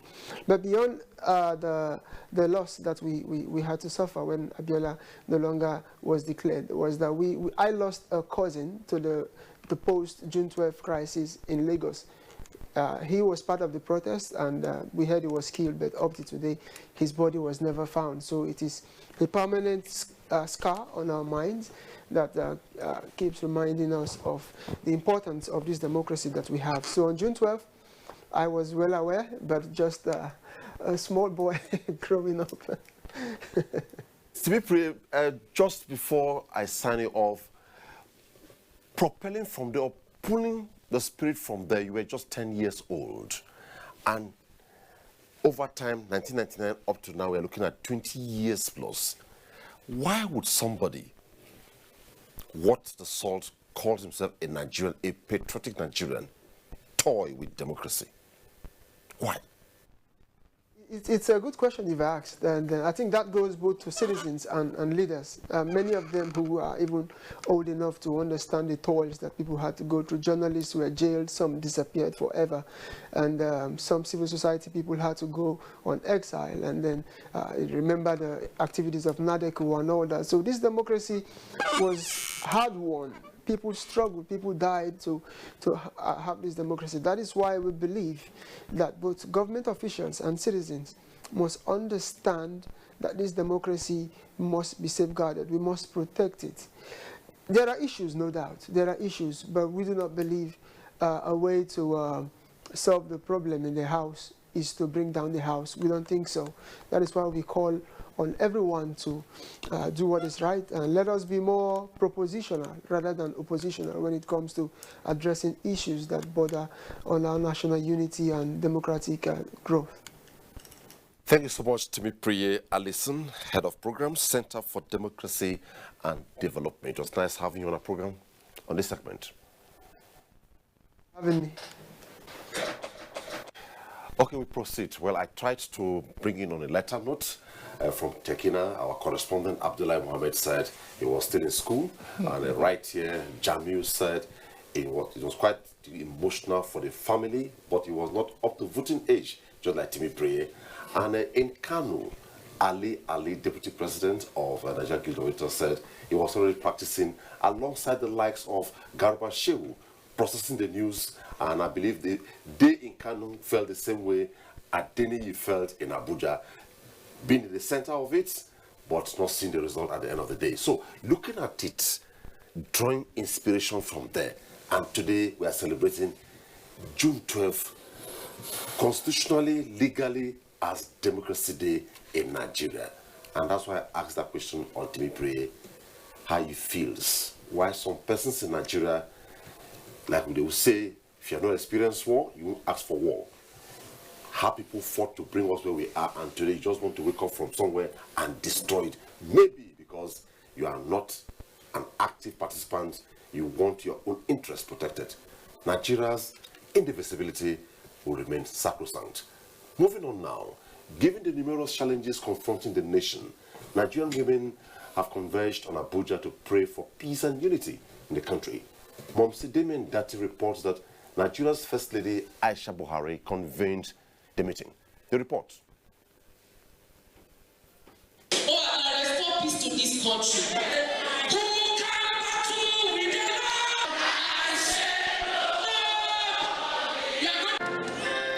The National Center for Women Development Abuja is witnessing yet another August gathering in June. But unlike the last, this is not political, but an urgent matter of national interest. Diverse forms of security threats. But enough, the women unanimously echo. Don't need any war. Most police officers' wives and children have become widows, orphans as a result of insecurity. History as a subject should be restored and taught at elementary to tertiary levels to reinforce our Nigerian social-cultural orientation. To take our rightful place as managers of the family and mothers of the community. The words of Mrs. Aisha Buhari conveyed by Dr. Meru Almakura and the Minister of Women Affairs were not different from other speakers. Make sure we train our children very well because it starts from the home. If we don't get it right at home, whatever we're doing outside is just cosmetic. I want it to be on record that security issues is not a government issue alone. Security issue is everyone's business. From diverse religious groups, security outfits, trade unions, associations and all, Nigerian women are calling for dialogue, reconciliation, peace and one indivisible nation. And straight to heaven, they raise their voices to God in the cry for peace, with the Nigerian flag swaying high.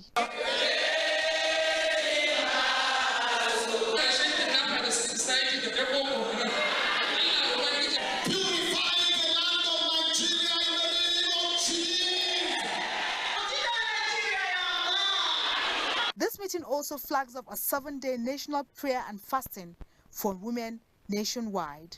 In Abuja, Momso Damien Dati, NTA News.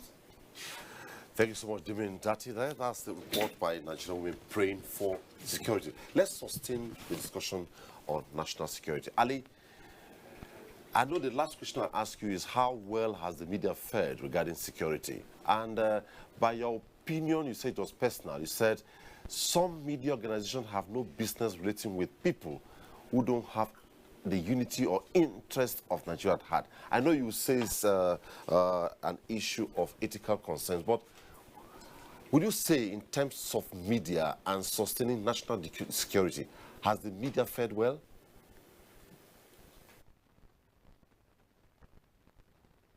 Well, I would not say, it's not a yes and no answer, really.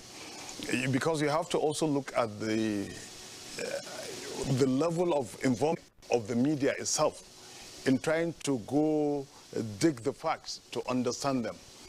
But I would say the mainstream media has been, has been more restrained, so to say. They've been more restrained, but sometimes also I've seen a couple of times where mainstream media, they have given detailed description of, sensitive matters of national security out in the public domain. One would say maybe because of the competition is very stiff. People want to go to town with the news first. And because of the very keen challenge, if you like, contest or even by digital media that want to go also to town with the stories, you see that there are instances where the media has compromised national security. And I don't know whether it's the gatekeeping there that has failed or some interest beyond gatekeeping. Sometimes you can isolate or dissociate political, even material interest from the stories that make some of our headlines. You can't take that away. This is a universal fact. It's not restricted to Nigerian media environment, or it's a global thing. But then the media, especially in the fight against terrorism and insurgency, and the threat to national disarmament, you say the media has not been really more restrained, even the mainstream. And this is where I think it's important to have people who are really well-trained in gatekeeping. But that is not saying not to report what has actually happened. What I'm against is revealing state security for, if you like, mass consumption. Now that could pose as a threat. I'll give you an instance. There was a time a national newspaper went to town with troops movement, the kind of armament in the armory, the number of troops being dipped to fight insurgency in the northeast. To me, that is compromising national security. If at all, unless of course, even that medium was misled. So in instances like this, you will say, yeah, the media has not been really circumspect. But then you expect that also, given sometimes bad news is good news. It has always been so when you have the media trying to inform the citizenry about, but then when you have so much detail out there, I think that is injurious to national security. But nothing wrong in the media given, updating the Nigerian people or the Nigerian people in diaspora or any part of the earth with a reportage of what's going on back home. Now, the slack here is sometimes the media is too detailed, and then you begin to wonder its sources. And then sometimes, even when you have talk shows or you find panelists discussing national security, either active, especially when you have retired military personnel discussing national security. Some of them, they can be very detailed, especially on talk shows. So I think this is the time we become a little bit more restrained. And also the government. Sometimes the government is too forward. Spokesmen of government, especially in military cycle, there are instances where they should be more restrained. You don't need to give the number of troops deployed. Given that minute detail, to me, it's a no-no, because you are talking of national security, and meanwhile the enemy is watching, is listening, is reading. So it's quite, it's a kind of delicate situation. But you see, part of the element of good governance is also availability of information, how government runs the country. But in matters of strategic military deployment, I think we should be a little bit more restrained on the part of people speaking on behalf of the armed forces, and the media also should be a little, even if it gets an exclusive, there are instances for the sake of national interest, you don't give so much detail, even if you have it from an authentic source, unless, of course, there is an agenda which is not visible to the ordinary eye. Yes. So I would say yes, the media should be a little bit more circumspect, gatekeeping should be more enhanced, and because one slight error could set the country, because as it is, the nation is very fragile, it's very delicate, and Well, Ali, let me hold it there for now. I'll still come back to you to sustain other perspectives from various angles we may be taking you from. And back here in Abuja, you listen to Ali, but let me start with you this time around. Okay. The report we took before I went to Ali had to do with national security, and he raised germane issues there. But why should we politicize security as a people? So, national security and patriotism.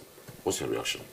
Well, national security is the core, and that is actually the biggest problem we have right now, because I think it's important for Nigerians, as I said before, to participate more. And part of participation in terms of information, passing information. When there's a problem, it starts from the community level. And when the problem starts, there's meant to be information passed to government. But we in Nigeria, we have this culture of, oh, I'm not going to say anything. People don't want to talk. They don't want to snitch. Even within a house, if the houseboy and the driver, they will say, oh, somebody is stealing money, but I'm not going to talk, I'm not going to say anything. So when there's no information, there's no way that government is going to know exactly what's happening. Because how many people there are in Nigeria? Like almost 200 million people. How many policemen, how many soldiers, how many NSCDC officials do we have that we can actually do so much work without the right information actually being passed? So I think the most important thing is the issue of information. People have to be more generous with that.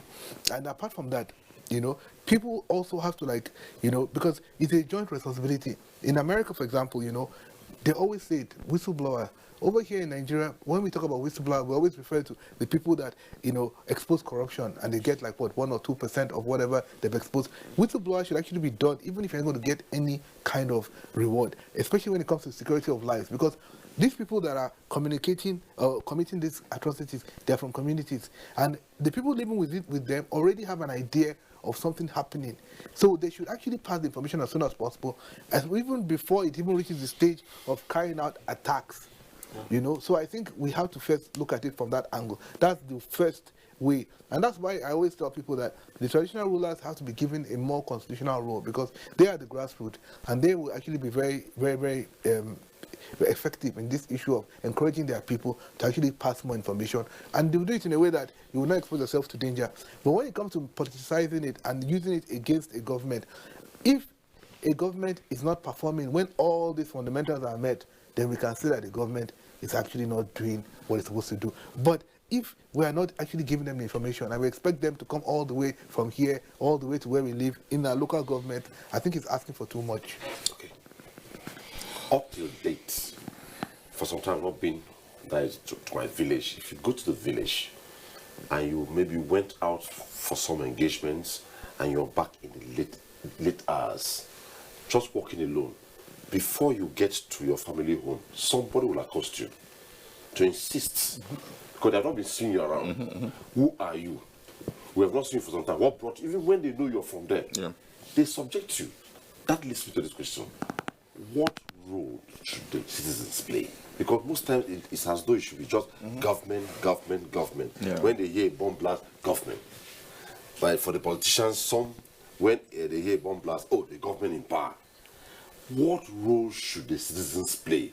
If today we are celebrating Democracy Day and we are praying that we build it, develop it, for us having a clear-cut democratic God. You have talked about us trying to rejig it a bit, to have some peculiarity with Nigeria, not just hook, line and sinker, American-style democracy.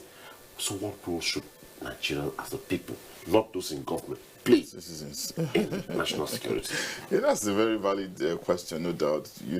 Anywhere in the world, I do know that citizens have responsibility. Even if it is not statutory, it is innate or implied. Or expected. Because the government, in part of the Leviathan Agreement, you concede your rights to the state to protect you, but in asking the state to protect you, you also have a duty to be responsible to the state at the level of investing your hope, at the level of patriotism, at the level of nationalism, so that the state can as well be enamored and encouraged to support you. So citizens have a responsibility, but let's not forget again that there are certain things that also can make the citizens to feel excluded. When citizens see see obvious luxuriation, obvious opulence, a lethargy on the part of the leadership to propel them, to satisfy them, to meet their yearnings and aspiration, not just on a one-off basis, but on a continuous basis. Those things can make citizens to lose faith, So it can be very tough in that kind of environment for us to now push responsibility back to the citizen and say, look, you have a role to play by supporting government. But it's not to say that because they should take advantage of that and resort to criminality. No, that's not what we're saying. We're only saying that government has more responsibility. The state has more responsibility because citizens have surrendered all their powers, sometimes even their rights to the state to protect them. But what happens in some matrices is that you will now see the states coming up with some kind of leaders that will be an outlier, that word again, that will make the difference in terms of leadership, make the difference becoming reformist, becoming revolutionary, and being able to galvanize the citizens to have a sense of commonness, an absolute sense of belonging, such that there will be increased patriotism, increased nationalism, and increased faith in the system.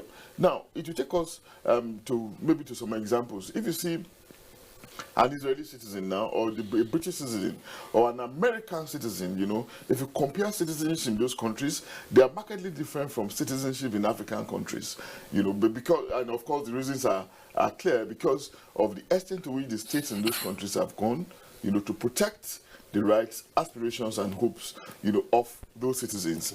So it's a construction. It's something that we have to be conscious about, and the consciousness will begin from government, from the state, realizing that I have an obligation to the people, I have an obligation to the citizens, and that obligation should be reflected in consensus provisions of infrastructures and utilities, consistent with the Leviathan and in line with the constitutional provisions.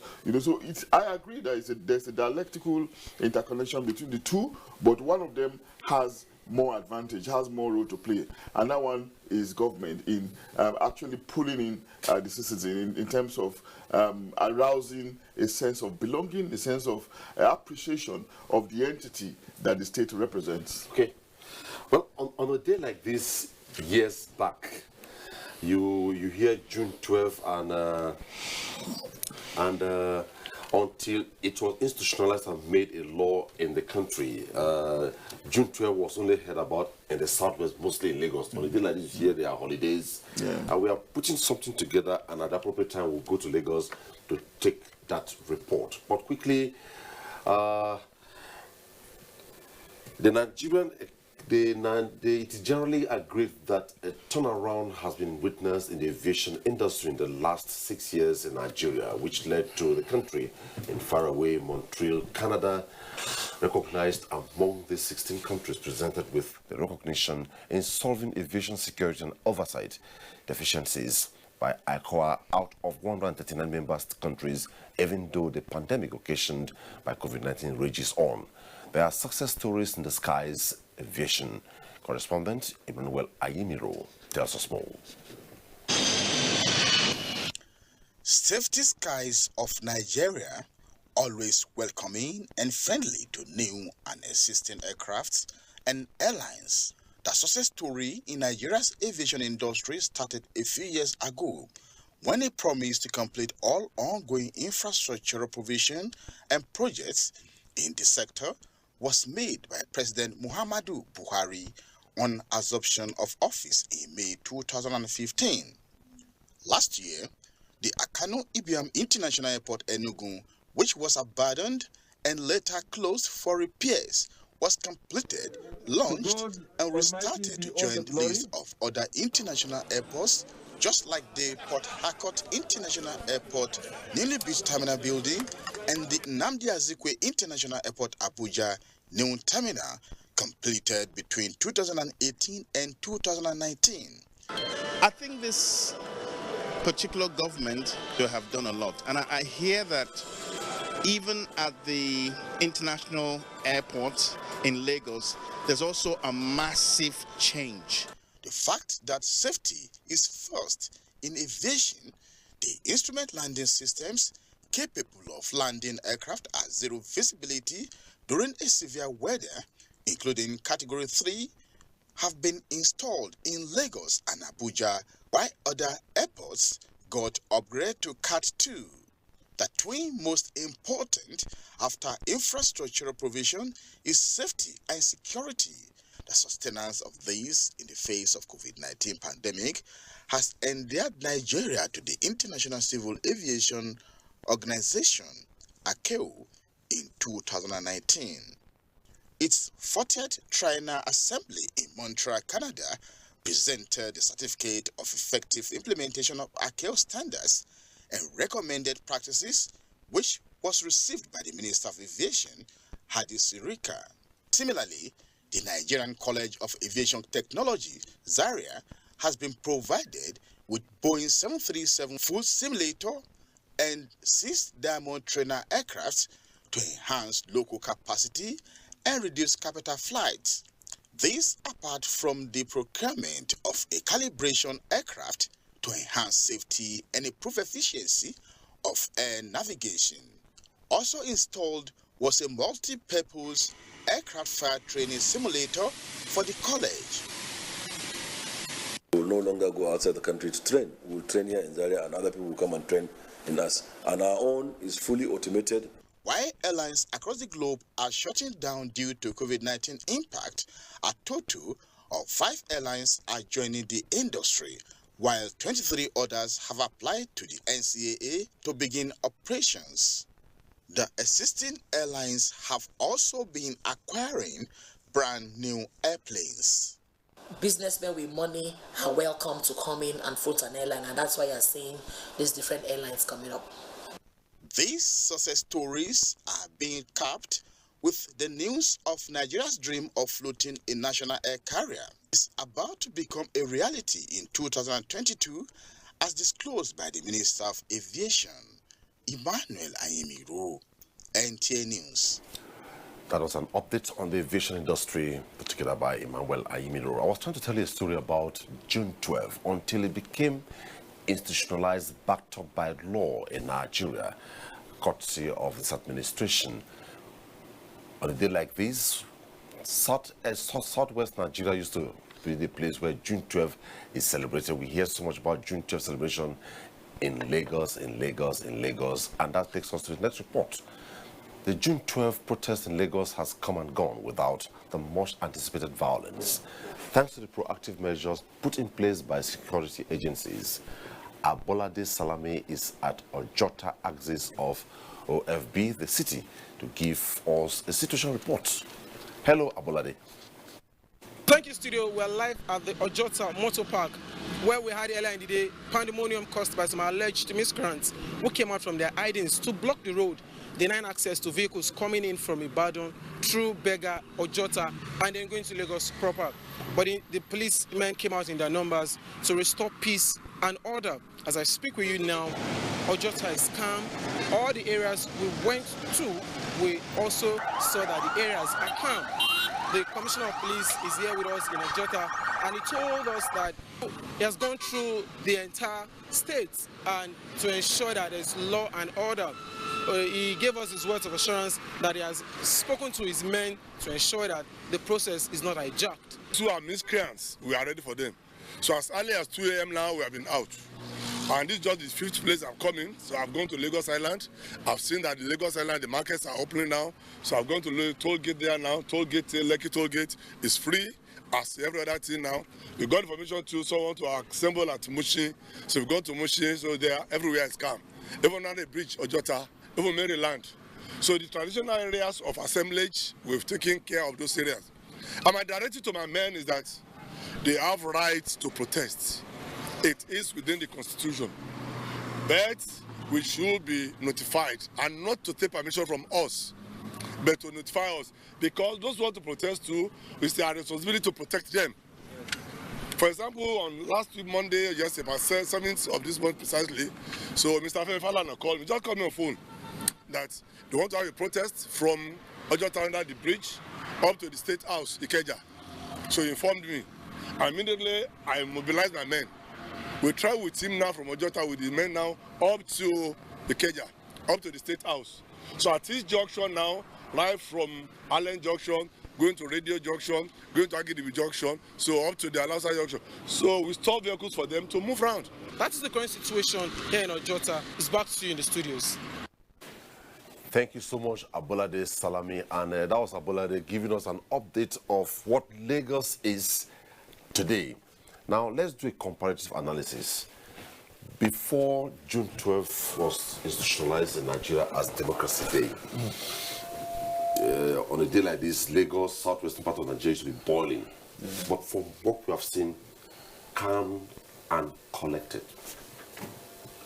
Well, it happens, really, and it just tells us that things can change. Nothing is really permanent, and do not forget as well that the recognition of June 12th, which this administration commendably and remarkably did, didn't just come on a platter of gold. It came through long years of agitations, for that election, which was a watershed, like Ali earlier acknowledged, because it diminished all our classifiers, all our dividers. It just diminished them as if they never existed. We had a Muslim ticket, and that's why we keep saying that it's a watershed. It was a monumental one. Abiola was gradually emerging as a national hero. Now, do not forget that one of the bane of this country is that over the years has been that the fact that we have actually lacked a national hero, somebody who will just come and galvanize the populace, integrate us irrespective of our many divides. Abiola was gradually emerging like that because he had a network of friends across the country. His business empire was thriving, and his politics was also rose on the back of his previous network. So the fact that kind of the tragedy, we had a tragedy of June 12 because somebody didn't want to leave power, and of course he died in the process. It didn't mean that the cause, the cause that he represented was definitely going to outlive him, and that's what happened, So yes, there were agitations. The fact that it began from the southwest, it could maybe instructive to some extent because, of course, it's from that area. But overall, Nigerians eventually recognized it through the instrumentality of the Buhari administration, which is why the Buhari administration recognizing June 12 is going to go down in history as one of the major achievements of this administration in recognizing that date and almost recognizing the place of Abiola as maybe a former president of this country. Yes, we're not too far from that. That will have been a different ball game, but the extent to which the administration went is actually a major monumental achievement, that will hardly be forgotten. Okay. Because it was nationalized. The election was elevated, and it remains something that we should be celebratory about, on every June 12th, okay, as the case could be. Let me allow Jamil relate to that briefly before we go to other issues. I know when June 12th was formally institutionalized last year, all this was celebrated. The National Stadium was christened after your late dad, Moshood Abiola National Stadium. And today, Lagos, that used to be boiling on a day like this because of not recognizing June 12th, is calm and collected. Introduction. Well, it's good, and then it's calm because people have gotten what they wanted.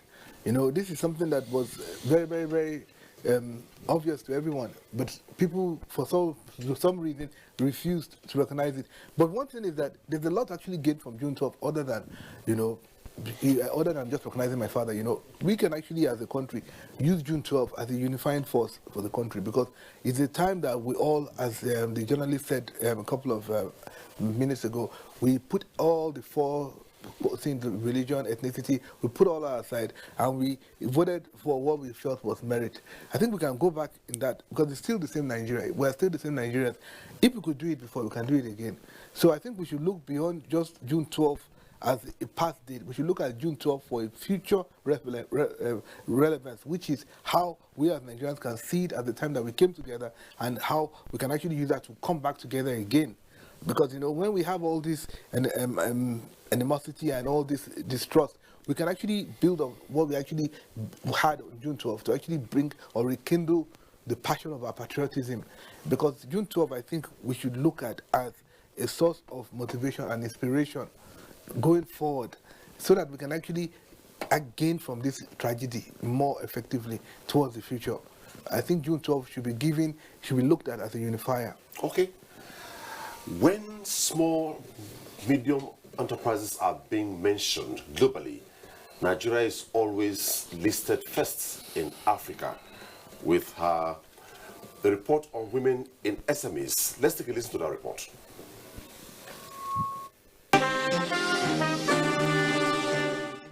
Latest annual Global Entrepreneurship Monitor Survey shows that women are more represented in entrepreneurship than men. This is said to be connected with the fact that entrepreneurial development has been accepted globally as a yardstick for ending poverty and achieving sustainable development. The WTO wants to see trade as an engine of economic growth, which is what we all need during this pandemic. And Nigerian government, realizing these, has rolled out series of empowerment programs to achieve this. We are implementing an economic sustainability plan, which is a comprehensive stimulus package. We are also upscaling our social safety net programs. We must also give women the opportunities and the tools with which to be socially, financially, and economically empowered. The beneficiaries of this program will make good use of the opportunity to increase their income, enhance their food security, and contribute towards improving their living standard. The way things are going now, no matter how little, it helps. Now that we got the 30,000, it has really helped us because we needed working capital. Nigeria now has 23 million female-owned enterprises, representing 41% as against the male 39%. Mama Ladi Shombo, a widow from Mina in Niger State, can attest to this, using locally sourced materials to produce a variety of household beauty products and cosmetics. For the past 20 years I've been in this business. I've been able to train my children. I've been able to empower a lot of youths and women.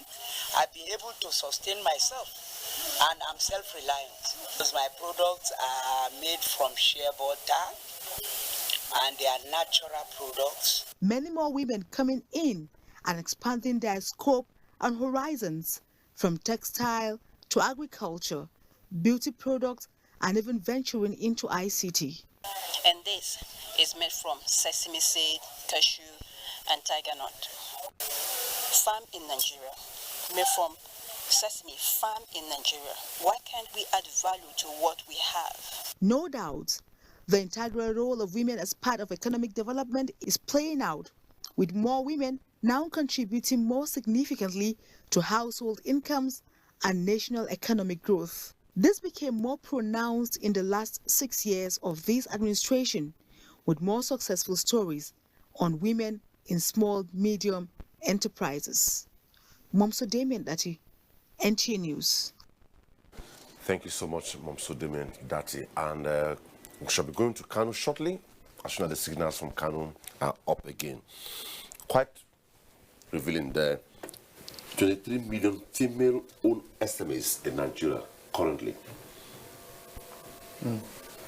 Yeah, it is very interesting to see that we're beginning to tend to sectors that are ordinarily hit at a disadvantage, and the women folk is a very critical sector in that regard, so if we're paying greater attention to them and it's being reflected in their participation in a vital economic segment like the SMEs, then that's really gratifying. Do not forget that economies are largely stimulated by some of these small and medium-scale enterprises because they have a way of triggering multipliers, which rubs off on through consumption, eventually rubbing off on the micro and macroeconomic indices. So the fact that we're able to register this through the prism of women is very commendable, like I said earlier. But more importantly, we need to also go further.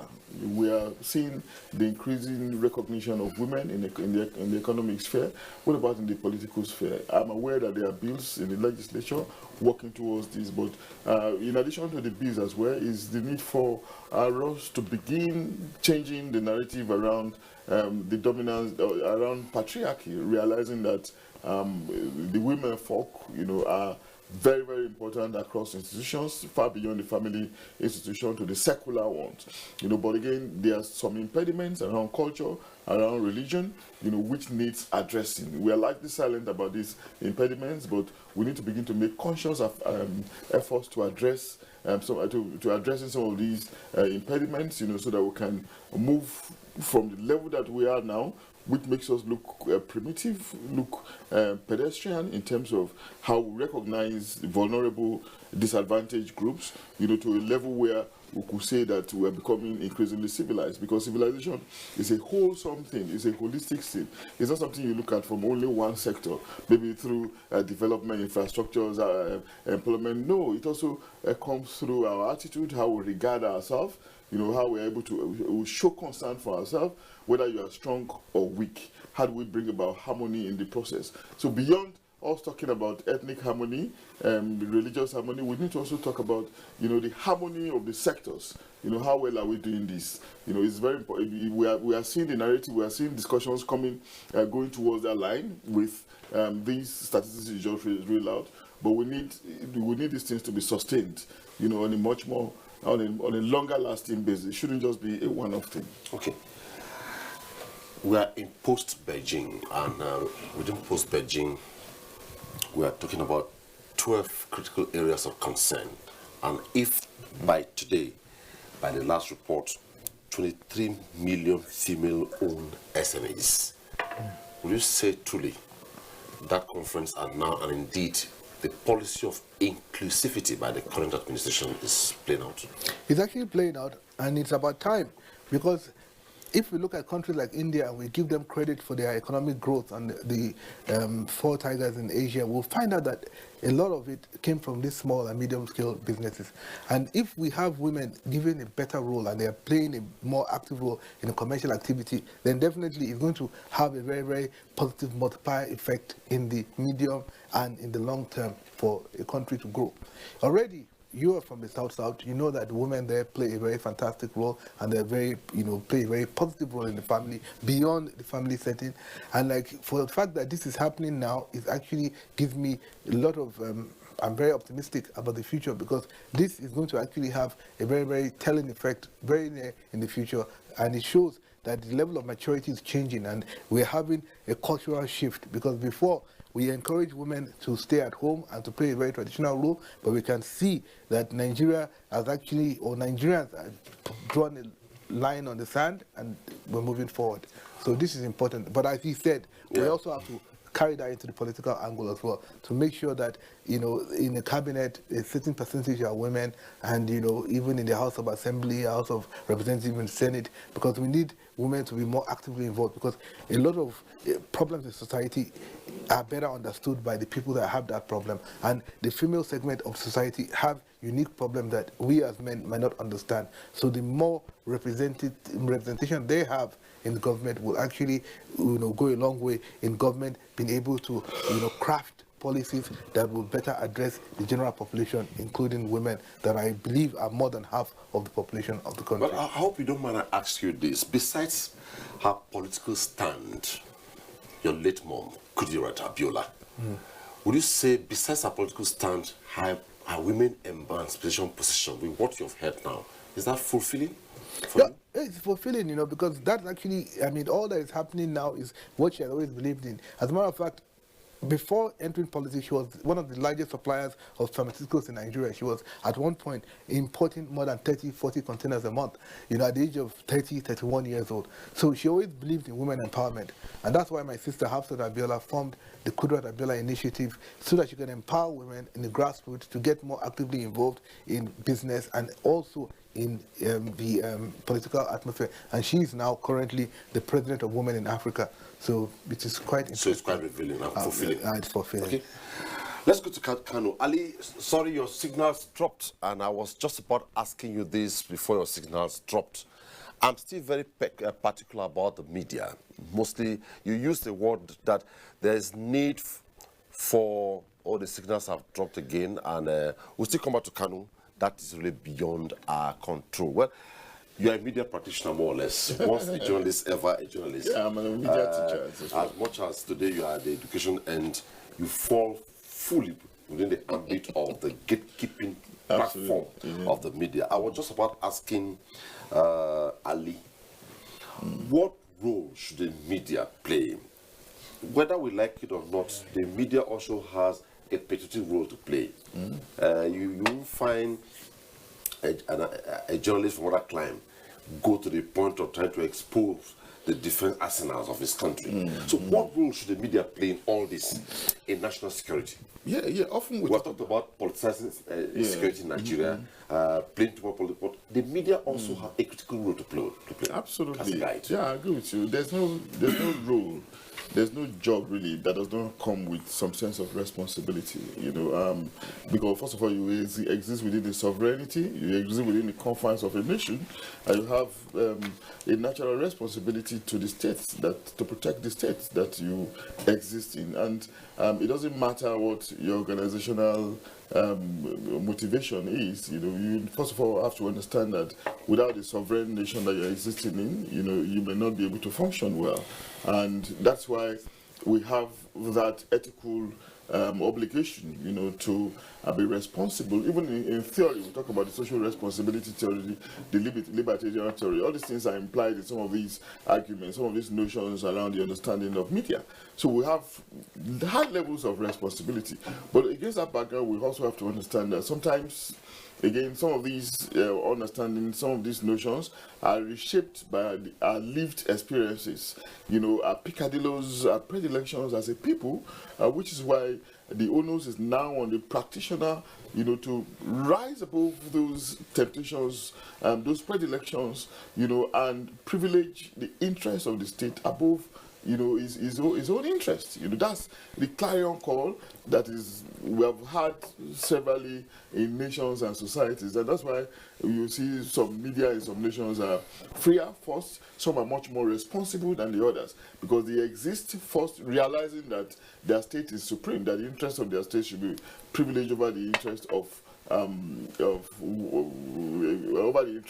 over self-interest or the interest of some mischief makers who ordinarily will want to sponsor them. And I will just tell you again, that's why in cultures we have heard about embellishing media practitioners within military circles during battles.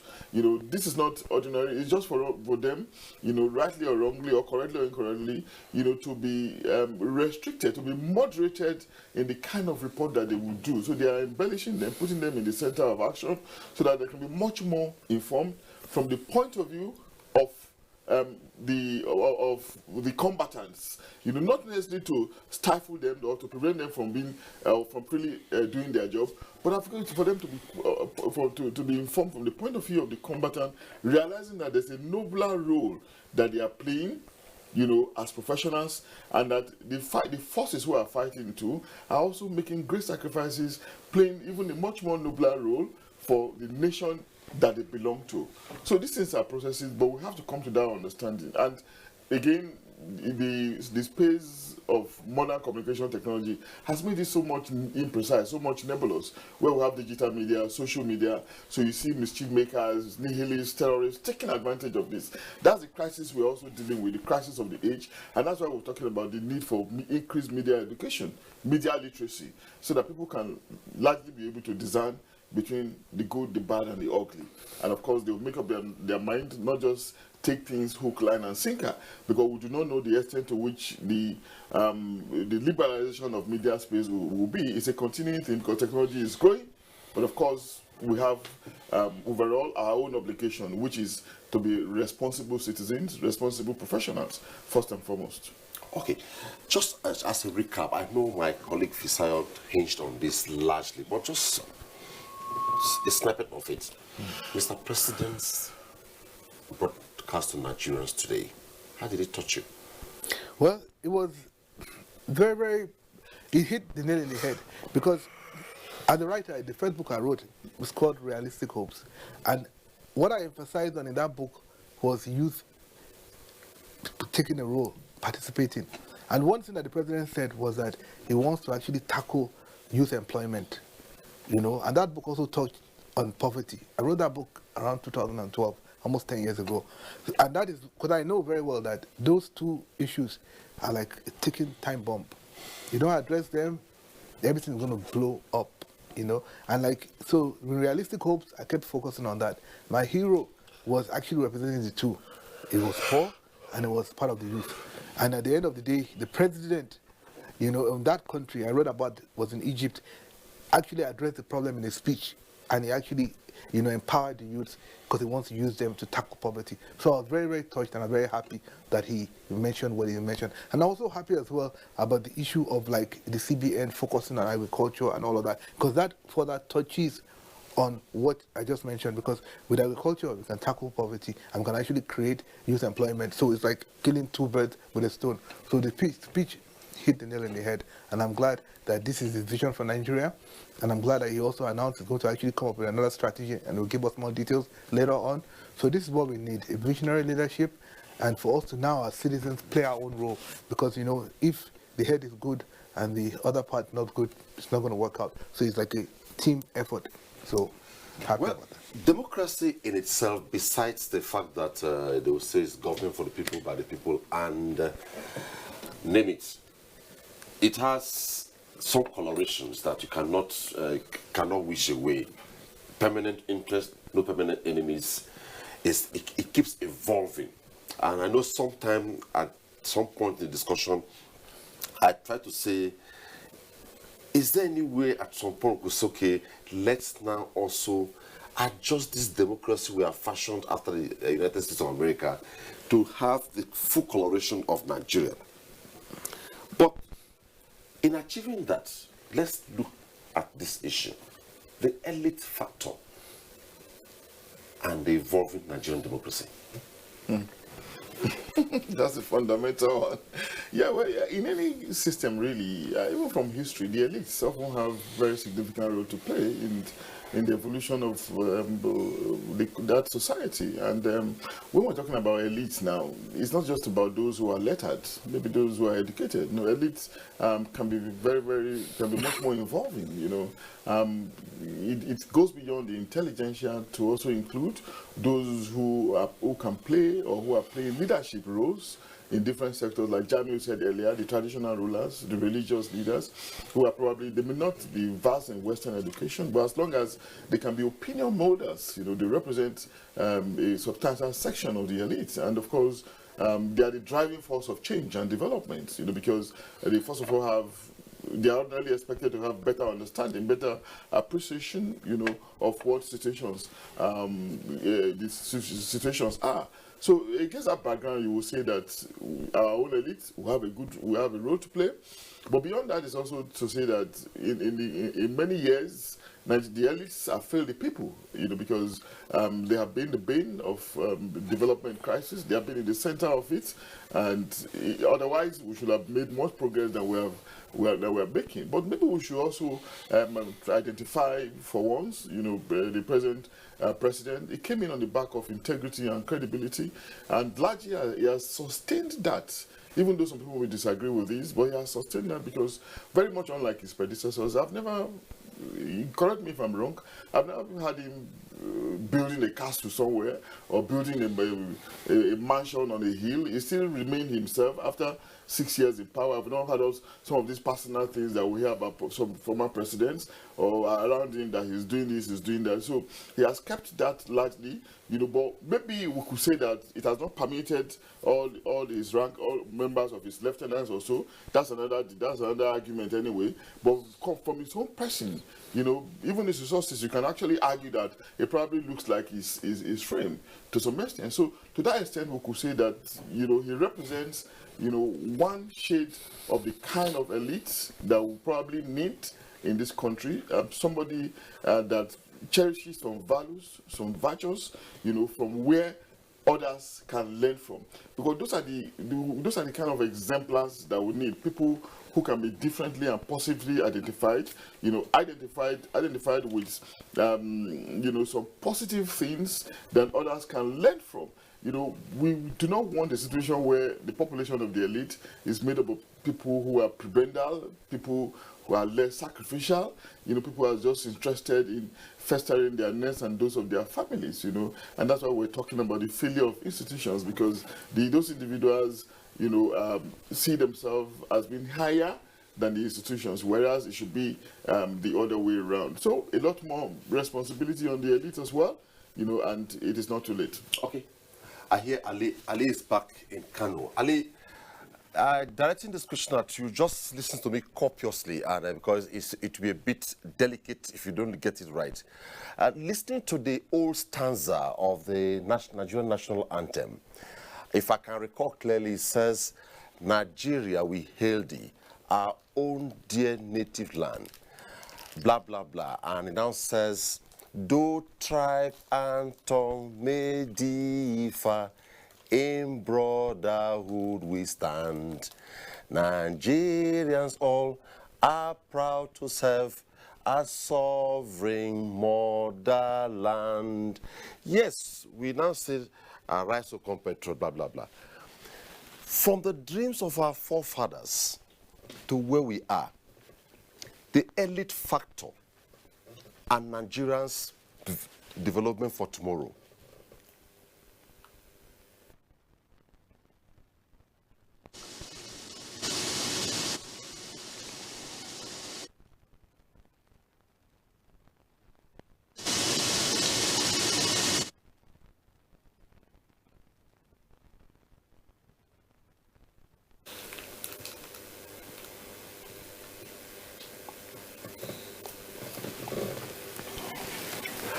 Okay, Ali, my simple question, though you lost the beauty of it, is the elite factor, the vision of our forefathers, our founding fathers, where Nigeria is, and the hope for tomorrow, judging from the old stanza of the old national anthem of Nigeria. And the conclusion was, though tribe and tongue may differ, in brotherhood we stand.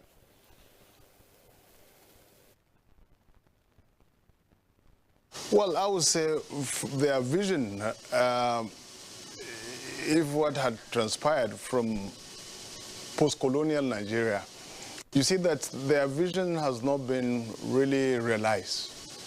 Why? Because especially after the first military incursion into the political arena, you see that vision was truncated.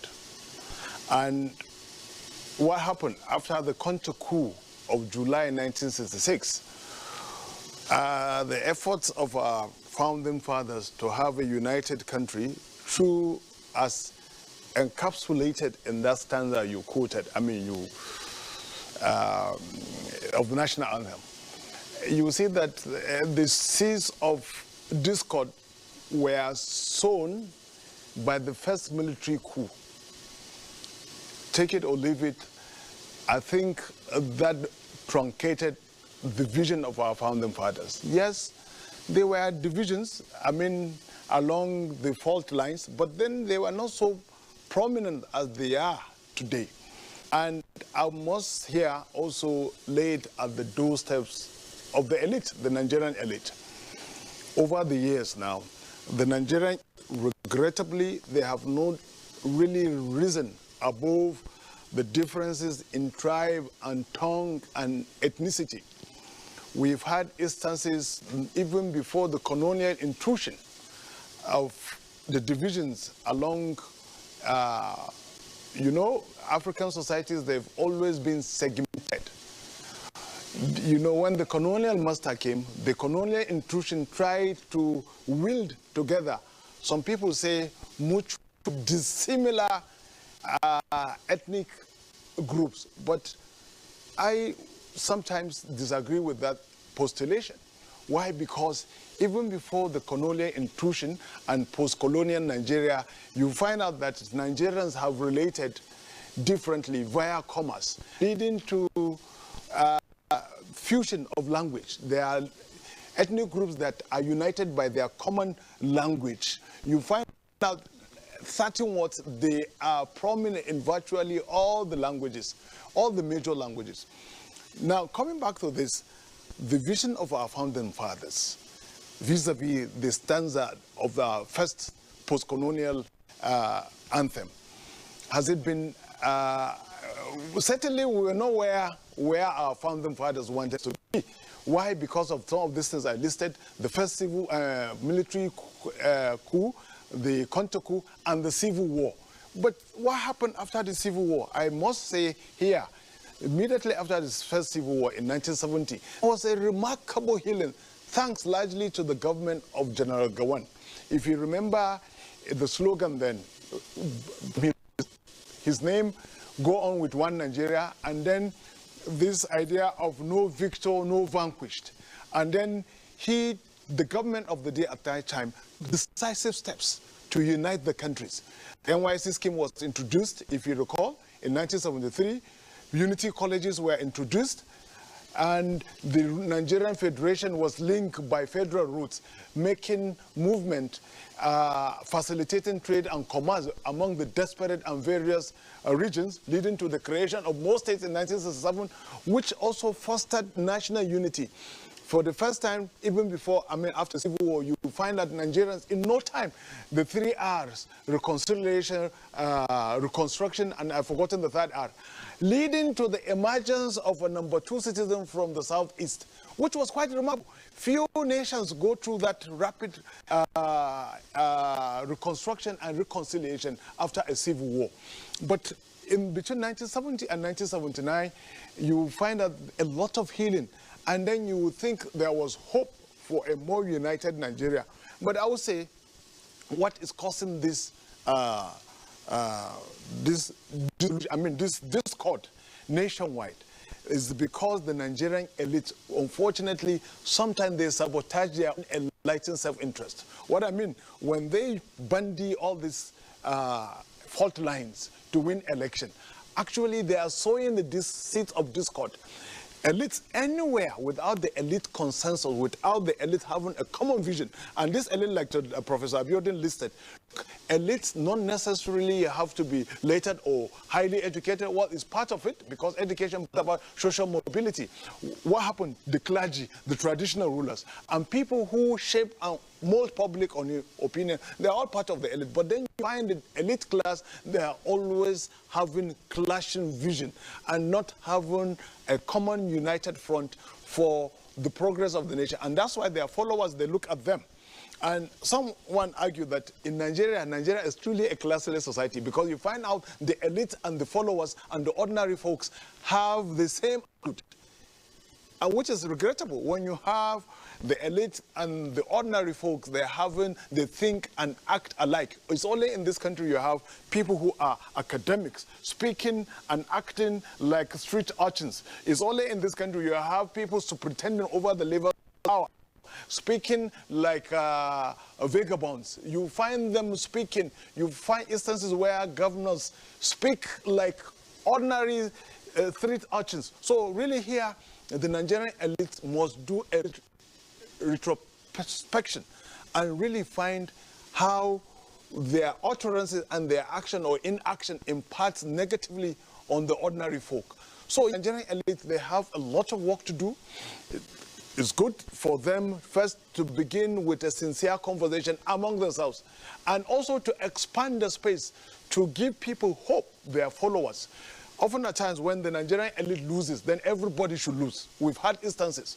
Some of the issues going around the country in the various geopoliticals is actually because a section of the elite is feeling aggrieved, either it has lost political power or economic access to state resources, and that's why they are throwing the bathwater along with the baby. If I lose, everybody loses. So it's not a very enlightened position, if you ask me. So, and I think the Nigerian elite really should have a rethink, come together, think. They may have their different, but then if they don't have a common vision, that's why problem. And that's why Abiola is one. Let's go back to the issue of June 12, because he was able to build a network of expansive social cycle and even political cycle, and exhibited a remarkable ability to accommodate shades of opinion and then give hope to ordinary Nigerians. And that's why in Kano he won an election. The people of Kano rejected their own son because they could relate to Abiola. So in my own view, why will it take to have an elite like Abiola, who was a unifier? Like Mr. Abiola there, Gino said, June 12 is a unifier, but you see, just like the aggression, the struggle also to actualize June 12 post annulment became a regional thing. It was a national mandate reduced to an to a sectional, regional struggle for the actualization, and in the process antagonizing people who ordinarily voted for Abiola because they related to him as a pan-Nigerian with a pan-Nigerian vision. So really, the Nigerian elite, they have a lot of work to do, because if the boat is finally rocked, it's largely because of they could not locate their own self-enlightened interests, pursue it, and then carry everybody along. Ali, it was nice getting that perspective from you, and I don't want to take a risk.